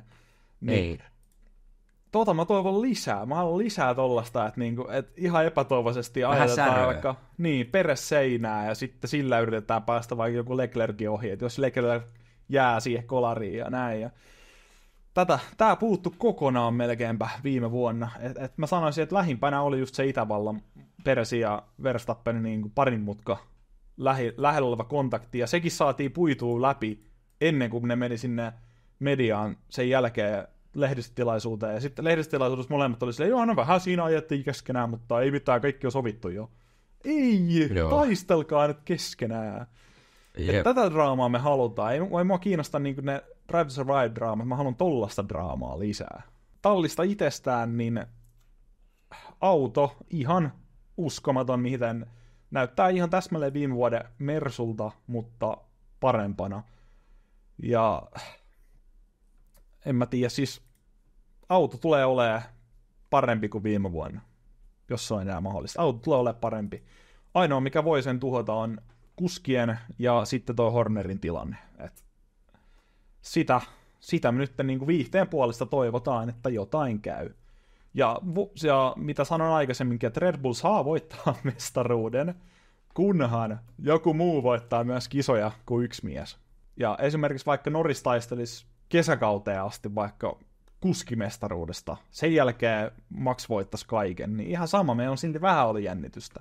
Ja sekin olisi ihan fine. Mutta sen jälkeen me odottiin viime vuonna kauden veikkaukset, ja sitten meillä on ollut aina toi podium-veikkaukset jokaisen kisaviikon loppuun, niin odotaanko me noin 2 ekana, vai tsekataanko me näitä muutamaa muuta aihetta vielä sitä ennen? No on ihan nopeasti, kun itse tässä alkaa kello käymään. Tää kohtaa sitten työtehtäni. Pääst oikeisiin töihin. Otetaan vaan nopeasti. Otetaan nopeasti nämä aiheet, eli Liberty tosissaan on kuulemma jättänyt tarjouksen MotoGPstä, eli F1 omistava Liberty Media olisi ostamassa myös MotoGPtä itselleen. No jännä nähdä, että saadaanko sitten semmoinen samanlainen ilmiö, mitä F1 on, että kyllähän niin kuin MotoGP ihan huikea motorsportti on, että ei niin kuin on taisi jossainkin sanoa, että jos haluatte hyvää kilva-ajoa ja kisaa, niin kattokaa tota sarjaa. Siellä oli viime vuonna kanssa parina viime vuonna on ollut tosi, mestaruustaistelu on ollut tosi tiukka. Siellä on moni eri voittajia on niin kuin kisoissa, että kun mä voin kertoa esimerkin, että koronakautena, mä en muista, oliko 2020 vai 2021, niin oli semmoinen tilanne, että kuka vaan siltä gridiltä niin pystyi voittamaan kisa. Siellä oli monta eri voittajaa, ja lopulta Jean Mir voitti mestaruuden. Ihan jokainen, siis kisa, jos sä lähdet kisaan, niin ihan kuka vaan pystyi se voittamaan se kisa. Siinä ei niin kuin ollut mitään. Silloin oli tosi paljon niin kuin eri voittajia, se oli ihan huippu. Nyt mun mielestä se meni kehityksessä taaksepäin, koska he nyt teki näin, että jokaisessa viikonlopuksi on sprintti ja myös kisa. Niin kuin sanoinkin aiemmin, itse ainakaan en pysty eikä ehdi eikä jaksa katsoa niin monta kisaa, että on 2 kisaa viikonlopussa. Mutta ihan huikea sarja, siellä on niin kuin, mä ymmärrän, että Liberty Media näkee tuossa bisneksen, että tästäkin sarjasta voi saada todella niin kuin menestyksekkään, ja se onkin tosi upea motorsportti. Kannattaa katsoa pari kisaa tällä kaudella, jos et ole ikin katsonut, niin mä ymmärrän kyllä, mutta se, että kunhan siitäkään nyt ei tehtäisi semmoista niin kuin supershowta vaan ympärille, niin kuin, vähän niin kuin F1, mutta mä ymmärrän business is business, ja kyllä se, jos Liberty Media sen ostaa ja ne haluaa mahdollisimman isot tuotot siitä sarjasta, niin totta kai he varmaan yrittää semmoista ilmiöä siihen tehdä, ja ymmärrän sen, mutta ymmärrän hyvin, ja on tosi hieno sarja, ei niinku muuta. mehän ollaan paljon kritisoitu sitä, että mihin suuntaan Formula 1 ollaan viemässä lajina, mutta markkinointi sen jälkeen, kun Liberty osti tämän sarjan, niin siis ollut aivan uskomatonta F1. Ja totta kai sitä samaa halutaan myöskin sitten MotoGPC, jos tämä kauppa toteutuu. Saadaan kuskit paremmin näkyviä sieltä, justiinsa MotoGP-puolelta, pystyy paremmin seuraamaan sitä lajia eri alueista ja muista, niin on oikeasti hyvä juttu, kunhan siellä ei aleta F1 tapaan muokkaa liikaa sitä itse kilpailemista, koska sitä on nyt ehkä vähän niin kuin liikaa yritetään keksiä pyörää uudelleen ehdottomasti niin kuin formuloissa. Sen jälkeen kanssa itse asiassa Drive to Survivesta me jotain sanottiin. Omasta mielestä tuo kausi 6, ihan nopea arvio. Katoin kaikki Mä en ole jaksot. koko kautta sit vielä, niin älä Mä en yksittäisistä jutuista en aio siis puhua, mutta yleisesti pakko sanoa, todella hyvä kausi, että ymmärrän hyvin, minkä takia tulee paljon kritiikkiä. Esimerkiksi se on vähän mielenkiintoista, että Perez oli ihan nopeasti vaan siinä Nick de Vries-jaksossa esim. Minkä sä olit nähnyt, että muuten häntä ei niinku oikeastaan käyty läpi ollenkaan. Sekä sitten siellä oli jostain ihme syystä 2 Alpine-jaksoa, mikä on niinku ihan käsittämätöntä, että minkä takia. Ei siinä tapahtunut niin paljon. Mutta ne tarinat, mitä sieltä tuotiin esille, oli just sellaisia, että mistä kauden aikana sä toivoit, että toivottavasti tästä kuullaan vähän lisää siellä. Eli. Niin todella hyvin nostettu ne aiheet sinne, ja moni on varmasti sitä mieltä, että Verstappen olisi pitänyt olla enemmän esillä siinä sarjassa. Itse en ole tätä mieltä, koska hänellä ei oikeasti ollut niinku mitään mielenkiintoista, mitä olisi tapahtunut niinku siellä kulissien takana. Tässä pitää kuitenkin muistaa, että Drive to Survive ei seurata F1-lajia, vaan siis seurataan niitä henkilöitä F1-lajissa. Ja ei ollut mitään draamaa tai muuta ihmeellistä, mitä Verstappenilla olisi käynyt vaikka suppärineuvotteluissa tai radalla joku kolari tai käsimurto tai jotain tällaisia. Mitään tällaisia ei ollut hänellä, niin sen takia hän oli niin pienessä osassa siinä sarjassa. Pitää kuitenkin viihdettä toi sarja. Kyllä, ja siis mä oon niinku kritisoinut tuota usein, mutta nyt kun mä oon nyt 5 jaksoa kattonut, en ole ehtinyt se enempää. Mä yllätyin, että mä luulin, että eikö niitä ennen ollut 5 jaksoa, nyt niitä on 10. On ollut aina 10, joo. Vai muistaaks mä väärin? Aina ollut 10, joo. No, joka tapauksessa. Mä tykkäsin siitä, niinku ekasta 5 jaksosta on tykännyt. Mun mielestä siinä tosi vähän vääristellään asioita. Että mitä siinä on ennen tehty mun mielestä aika paljon. Että nyt ollaan tehty niinku oikeasti, niinku, niistä asioista, mitä on oikeasti tapahtunut, niin on tehty jaksoja ja on niinku nivottu hyvin ne yhteen. Tämä Nick de Vries-jakso oli todella niinku hyvä. Siinä oikeasti kerrottiin asiat varmasti, mitä ne on. Mä tykkäsin siitä tosi paljon. Samoin toi Aston Martin-jakso oli hyvä. Ja toi aina mikä mulla vähän ehkä siinä näissä, voidaan puhua ne toiset 5 jaksoa myöhemmin, vaikka mitä mä sitten katon ajallana, niin se Lando Norris-jakso, niin mun mielestä se ehkä oli vähän semmoinen, että siinä oli ehkä tehty vähän, siinä oltiin menty mun mielestä ehkä vähän liialliseksi, tai silleen mä en jotenkaan jaksa uskoa, että hän oli tosissaan menossa Red Bullille missään vaiheessa, että mun mielestä sitä ehkä on vähän keinotekoisesti yritetty luoda. Se oli ehkä semmoinen jakso, missä mun mielestä liimattiin aika paljon päälle tai jotenkin tuntui siltä. En toki tiedä, mikä asian oikein laitetaan, mutta se ei ehkä mun mielestä, mä en usko, että se on niinku, siinä oli oikeastaan mikään totta. Et se, mikä siinä jaksossa oli ehkä eniten se, että yksi kohta, missä, niinku, mä en tiedä, oliko sekin niinku näytelty, mutta se, että Zac Brown puhui niinku näiden pääyhteistyökumppaneiden kanssa, että he vaatii isosti, että nyt pitää saada autoa paremmaksi, niin se oli vähän semmoinen niinku avaava, että ajaa, että nämä pääyhteistyökumppanitkin noin paljon, niin sitten kumminkin niin käydään palavereita, että nyt ei pitää olla parempi, tästä painostus tulee sieltä, niin se oli ehkä semmoinen, mikä mulla jäi siitä jaksosta mieleen, mutta just tämä Williams-Haas-jakso tosi ihan hyvä, siinä ehkä päällimmäisen semmoinen, että käytiin Binotton luona niin kuin viinitilalla ja näin, se oli ihan siisti. Se oli hauska, että hänet oli saatu takaisin. Joo. Ja toki hänet on just otettu, kun hän oli vähän, ja heillä on ollut tämmöinen symbioosi siinä aiemmilla kausilla, niin haluttiin ehkä jatkaa siitä tarinan kerrontaa niin kuin Kintersteinerin kanssa, mutta joo, just noin 5 jaksoa on todella, niin kuin oli mun mielestä tosi hyviä, ja mun mielestä on tehty hyvää duunia, että välillähän siellä tulee niitä, just semmosia Twitterissä huomasin tai Xssä, että on kuvituskuvana käytetty, kun otetaan beauty shotti tai niin kuin drone kautta helikopterin kuva otettiin johon kohtaan, niin siellä on ollut F2-gridi. Enhän mä sitä itse siinä mennessä ole huomannut, jos se on jossain tullut, niin on mennyt ohi, mutta ei ole mitään merkitystä oikeasti. Niin, mutta joka tapauksessa just se, että kyllä vähän joskus iskee silmään, että sieltä niinku otetaan tilkkutäkkinä vähän, että jos on joku mutka, missä on niin kuin joku tiukka tilanne, niin se saattaa seuraava shotti saattaakin olla jostain muusta mutkasta, kun se on vaikka takaa kuvattu, niin on vähän silleen, what the fuck, ja just jotain, että radioviestit menee vähän epäloogisiin kohtiin, niin on vähän silleen, että joo, ne itselleni osuu silmään tai korvaan tosi isosti, mutta varmaan suurelle yleisölle ei, niin mä ymmärrän, että miksi niitä tehdään, ja tosi vaikeahan semmoinen, sanotaan vaikka 70 kierroksen kisa, niin on, sanotaan johonkin pariin minuuttiin silleen draamallisesti niputtaa, että varsinkin siinä Williams-Haas-jaksossa oli Kanadan GP:stä oli kuvattu, että Haas epäonnistuu ja Williams onnistuu, niin on silleen, että Haasilla menee huonosti ja yhtäkkiä Albon onkin 7, niin on siihen, niin kuin, siihen mahtuu niin paljon asioita, mitä siinä kisassa on tapahtunut, että se ei ole vaan, että Williams on nyt hiton hyvä ja Haas on nyt ihan tosi paska, mutta heidän pitää se niin kertoa tarinankerrollisesti nopeassa ajassa, niin mä ymmärrän sen. Niin mä oon positiivisesti yllättynyt, tosi kiva ollut katsoa ja on ollut miellyttävää katsoa. Annan peukun ylös tälle sarjalle tällä kaudella. Että kyllä niin kuin neloskausi, jossa käytiin 2021 kautta läpi, niin se on ollut kaikista huonoin kausi, koska siinä missattiin niin paljon, mitä siellä oikeaa draamaa tapahtui, ja siellä oli tosi paljon niin kuin keksittyä juttuja ja muuta, mistä mä en tykännyt. Viime kaus oli hyvä, ja tämä kaus oli vielä parempi, eli nyt selkeästi niin kuin mennään taas ylöspäin, ja sinne, missä toi sarja alunperin oli, että 2 ekaa kautta on mun mielestä todella hyviä. Ja vielä ihan just vikana pitää sanoa se, että kaikki tommonen kritisointi, mitä kuulee paljon, että joo, että tämä, missä nämä vaikka kuskit tai joku mekaanikot lämmittelee, että tämä on Singaporesta, mutta sitten tämä kuvataan, että olisi mukaan tapahtunut Monacossa, ja joo, että tässä puhutaan Piastrista, mutta sitten siinä nähdään Lando Norriksen autoa, missä lukee isolla 4, niin mitä sitten?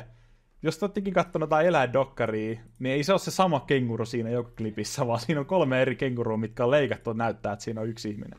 Tai siis yksi eläin. Mutta mä sanon vähän tuohon vastaan vielä, että kyllä ne joskus on niin räikeitä, että kyllä ne niin osuu niin vasta silmät, että jos mä tekisin jotain, toki en tee, ja Matti Kukkarossa, kun noin, jotka tekee tuota sarjaa, niin ne on varmaan miljonäärejä, mutta siis, että versus, että kyllä mä niin yrittäisin tehdä mahdollisimman todenmukaisen, että mahdollisimman vähän itse ainakin, jos tekisin jotain ohjelmaa, niin yrittäisin tehdä tommosia, että ne on joskus niin räikeitä, ja sitten noissa muiden urheilulajien tässä Drive to Survive-tyyppisessä jutussa, Tenniksestä on tehty tämmöinen Breaking Point, niin siinäkin tehdään, niin leikkaukset on todella epäloogisia, että mä mietin, että leikkaako niitä joku semmoinen, joka ei niin tiedä formuloista mitään, tai näin, tai näistä sarjoista ja lajeista, niin kyllähän ne osuu silmään, kyllä mä niinku, jos niitä vähän tulee joskus, niin joo, mutta sitten kun joskus ne on ollut niin räikeät, niin on tekee mielellä, että se telkkarin kiinni, että ei vittu, että kokeilkaa nyt edes ton verran niin kuin tehkää taustatyön, mutta joo, mä ymmärrän, just sä oot ihan silläkin oikein liian, että toisaalta mitä väliä silloin, koska suuri yleisö ei niitä huomaa.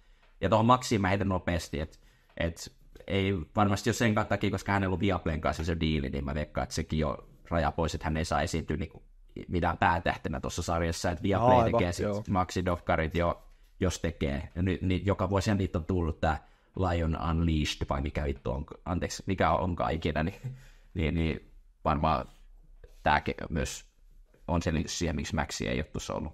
Juuri näin. Sitten kauden veikkaukset. Otetaan nämä meidän viime vuoden 3 kategoriaa, eli vuoden yllättäjä, vuoden floppi ja vuoden menestyjä.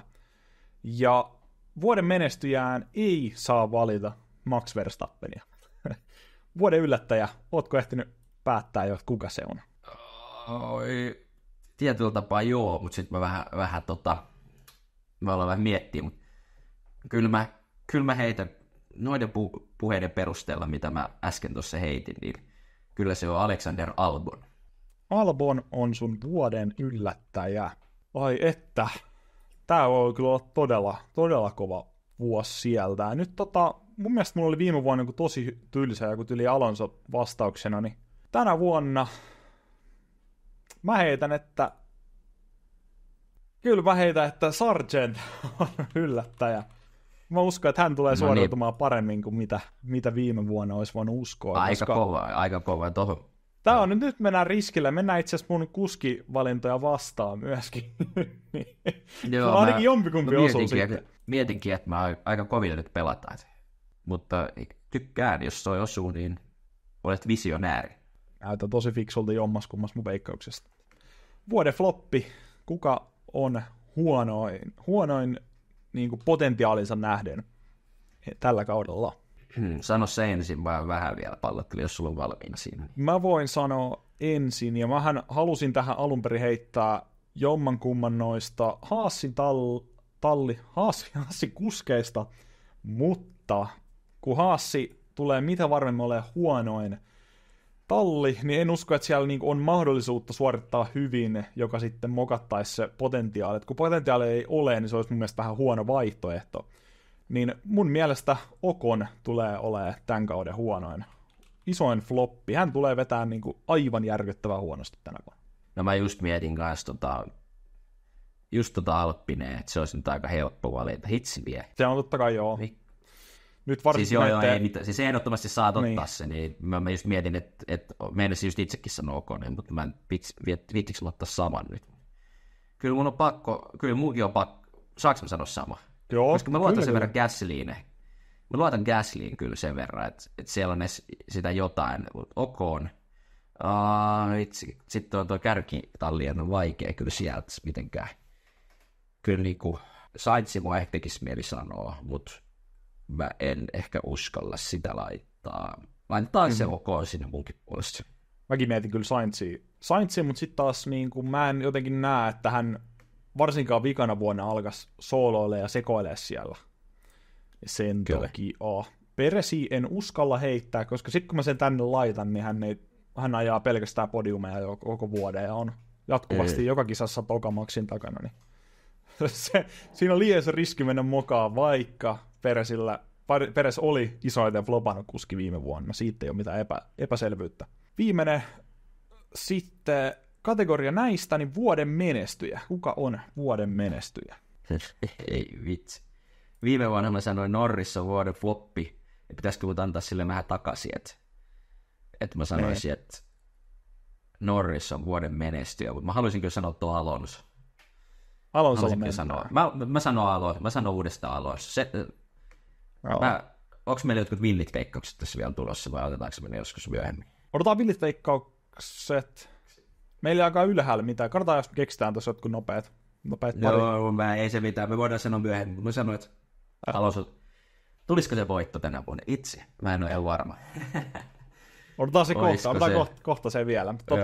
Mulla kauden menestyjä on nyt niin paljon puhunut tämän kaverin puolesta, niin se on pakko tähän laittaa Oscar Piastri. Uskon, että hän on tämän kauden menestyjä. Ja en usko, että päihittää Norrista, mutta tulee olemaan jopa top 3 sijoituksilla kuskimestaruudessa. Näin vahvasti mulla on nyt luottoa häneen, ja jos tässä käy nyt sama kuin viime vuonna De Vriesin kohdalla, ketä mä kans hehkutin niin kuin Red Bullille tälle vuodelle, niin toivotaan, että mä en ole ihan yhtä pihalla silloin.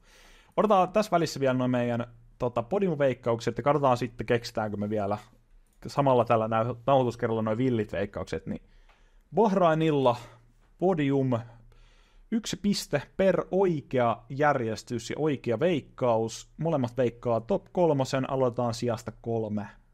Krisu, kuka ajaa kolmanneksi Bahrainissa 2024? Leclerc ajaa kolmanneksi. No, mennään tällä, mistä ollaan lähetty, niin Piastri ajaa mun veikkauksissa kolmanneksi. Kuka ajaa tokaksi Bahrainissa?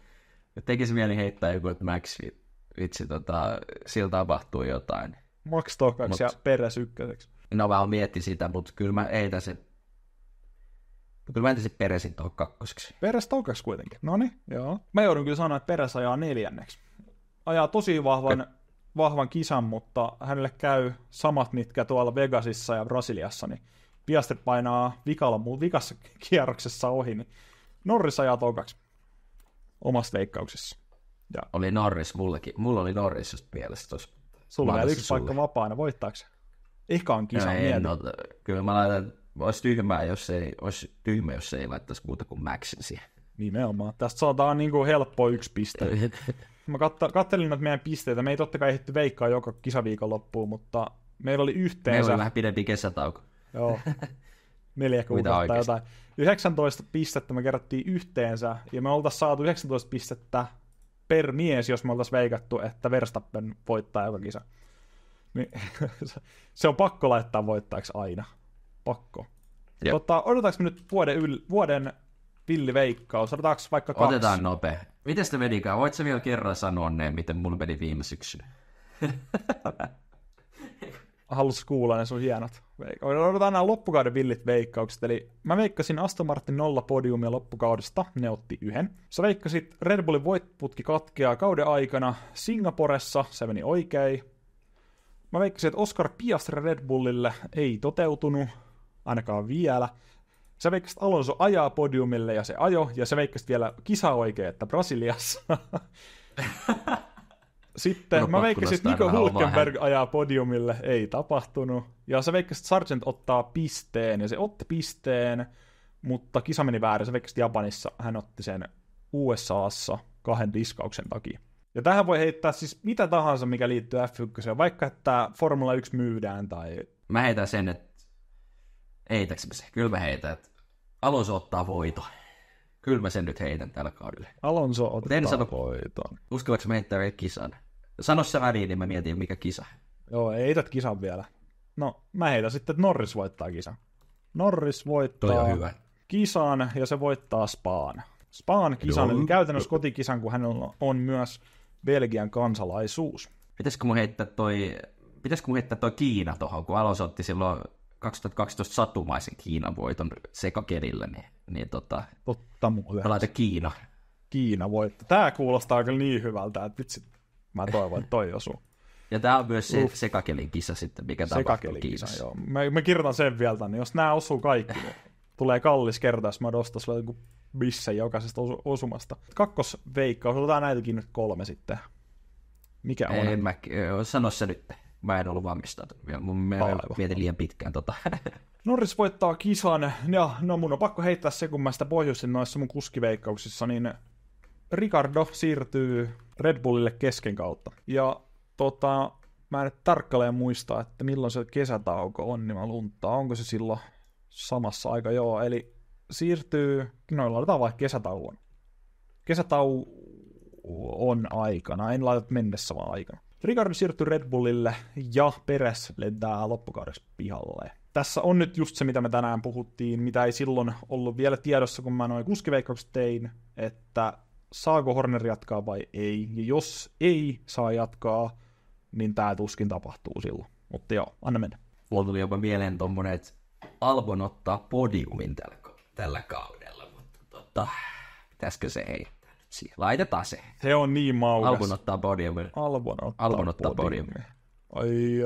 Ei kuitenkaan Sargent. No ei mä ehkä siihen usko. No ei ole niin sekaisin vielä. Ai, että.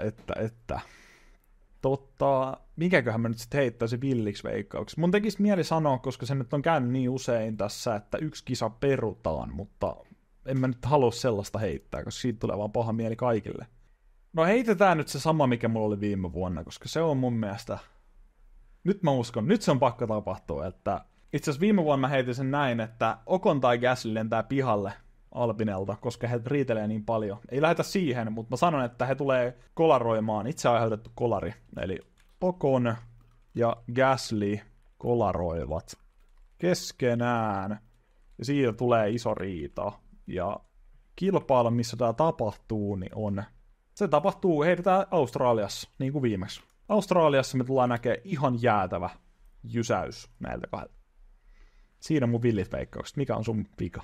Nyt mulla tuli aivopierä. Kukas tää nyt Liam Lawson ajaa F1-osakilpailun tällä kaudella? Ainakin 1. Okei. Lawson ajaa F1-osakilpailun. Ja varmaan lasketaan, vaikka hän tulisi kesken viikonloppua ajamaan, niin kuin esimerkiksi viime vuonna tapahtui. Eli jos hän ajaa viikonlopun aikana, niin se riittää. Osaatko vielä, uskallatko heittää, että missä? Tämähän voi olla siis, että se otetaan kokonaan tilalle, mutta sehän tapahtuu tuossa Kanada GP:ssä. Milloin Kanada ajetaan? Kesäkuun alussa. Okei. Ja näillähän ei ole siis näillä väliä tällä käytännössä kakkososalla näissä meidän veikkauksissa, niin kenet hän korvaa? Hän korvaa... Mulla tekisi mieli sanoa... Hän korvaa Peresi. ei Maxia kuitenkaan. Joo, just. Eli jos se olisi kipeä, niin sitten. Niin. Lewis kuitenkaan ei ajanut yhtä kierrosta kisaa 2020, että Valita Perez. Ja Tähän perustelutta. Mä uskon, että Horner saa potkut ja sen jälkeen Lawson halutaan ottaa ylös. Jos tulee joku tämmöinen potkutilanne sun muu sairastuminen tai jotain. Joo. Peres joku sairastuminen, kyllä se kyllä kuulostaa, että se voisi tapahtua. Eihän sitä ikinä toivota, mutta en mä tiedä, jotenkin se kuulostaa. Tai tulee joku mälli. Japani muuten ajetaan 4. kisana, mä en muistanut sitä, mutta mä heitän tuohon Alboniin, että mikä kisa ja huikseen, niin mä heitän, pitäisikö heittää toi, missä niiden auto olisi nopea, onko ne suorilla nopeita vai onko ne... Viime vuonna se oli se niiden vahvuus, joo. Onko se Monza podium vai? Mä mietin Miami, että olisiko siellä. Miamiissa oli tosi huono ohittaa kyllä, että jos siellä vetää hyvän aikaa jo, niin se riittää. Laitetaan tuo Miami. Eli Miamiissa on se sprintti ajetaan tänä vuonna. Ei lasketa sprinttejä. Ei tietenkään. Hulkenberg sun veikkaus oli sinänsä ihan kurantti, kun sehän oli kiinni vähän aikaa podiumissa sprintissä Itävallassa. Ei ollut, kun mä heitin sen jälkeen. Ai se heitin. Sen takia mä se heitin. Mä kelasin, että tulee joku sateinen Japanin kisa, ja sitten hän niin on sateella vetänyt hyvän aikajosijoituksen, ja sitten siitä, sanotaan vaikka 7, sitten siitä edestä niin tulee semmoinen Bottaksen keilausefekti, että jengi kolaroi edestä päin. Jossain vaikka kisa luusinta lähdössä, ja sitten hän sillä ansaitusti pääsee 3. Ja siis sitähän ei kaikki muista, mutta Hulkenberg oli ajamassa Australian vikassa uusinta lähdössä tokaksi, mutta tuli se punainen lippu muun muassa Oconin ja Gasly kolarin takia, ja sitten kun tulee punainen lippu, niin otetaan edeltävän kierroksen sijoitukset uusinta lähtöön, niin sen takia hän putosi ulos sieltä. Joo, ja Alonsohan ajoi hiekalle, ja hän olisi keskeyttänyt ilman tuota sääntöä, niin voitti aika hyvin. Pääsi sitten punaisen lipun aikana vasta ulos sieltä hiekalta. Ja sillä, pääsiköhän jopa podiumille sen takia? Taisi olla 3 sen ansiosta. Oli jo. Ihan uskomaton chaga. Semmonen. Nyt on 2 tuntia mennyt. Pakko lopettaa, alkaa palaverit. Sä pääsit kaikki töiden puolesta. Jos teillä on omia veikkauksia, mä haluan ehdottomasti kuulla ne. Joko tuolla Spotifyn kommenttipuolella tai sitten YouTubessa. Ja nähdään Spotifyssa ei näy mulla yleisesti näy ne kommentit, vai näkyykö? Onko ne vaan sulle? Mun pitää hyväksyä ne, mutta niitä ei vissi ole nyt vähän aikaan tullut tai muuta. Mun pitää jotenkin hyväksytysti niin kuin laittaa ne, se on siinä. Ei mitään, hei, laittakaa mitä tahansa, mitä haluatte meille, ja kiitokset kaikille katsomisesta. Nähdään seuraavassa jaksossa. Moi moi. Moro.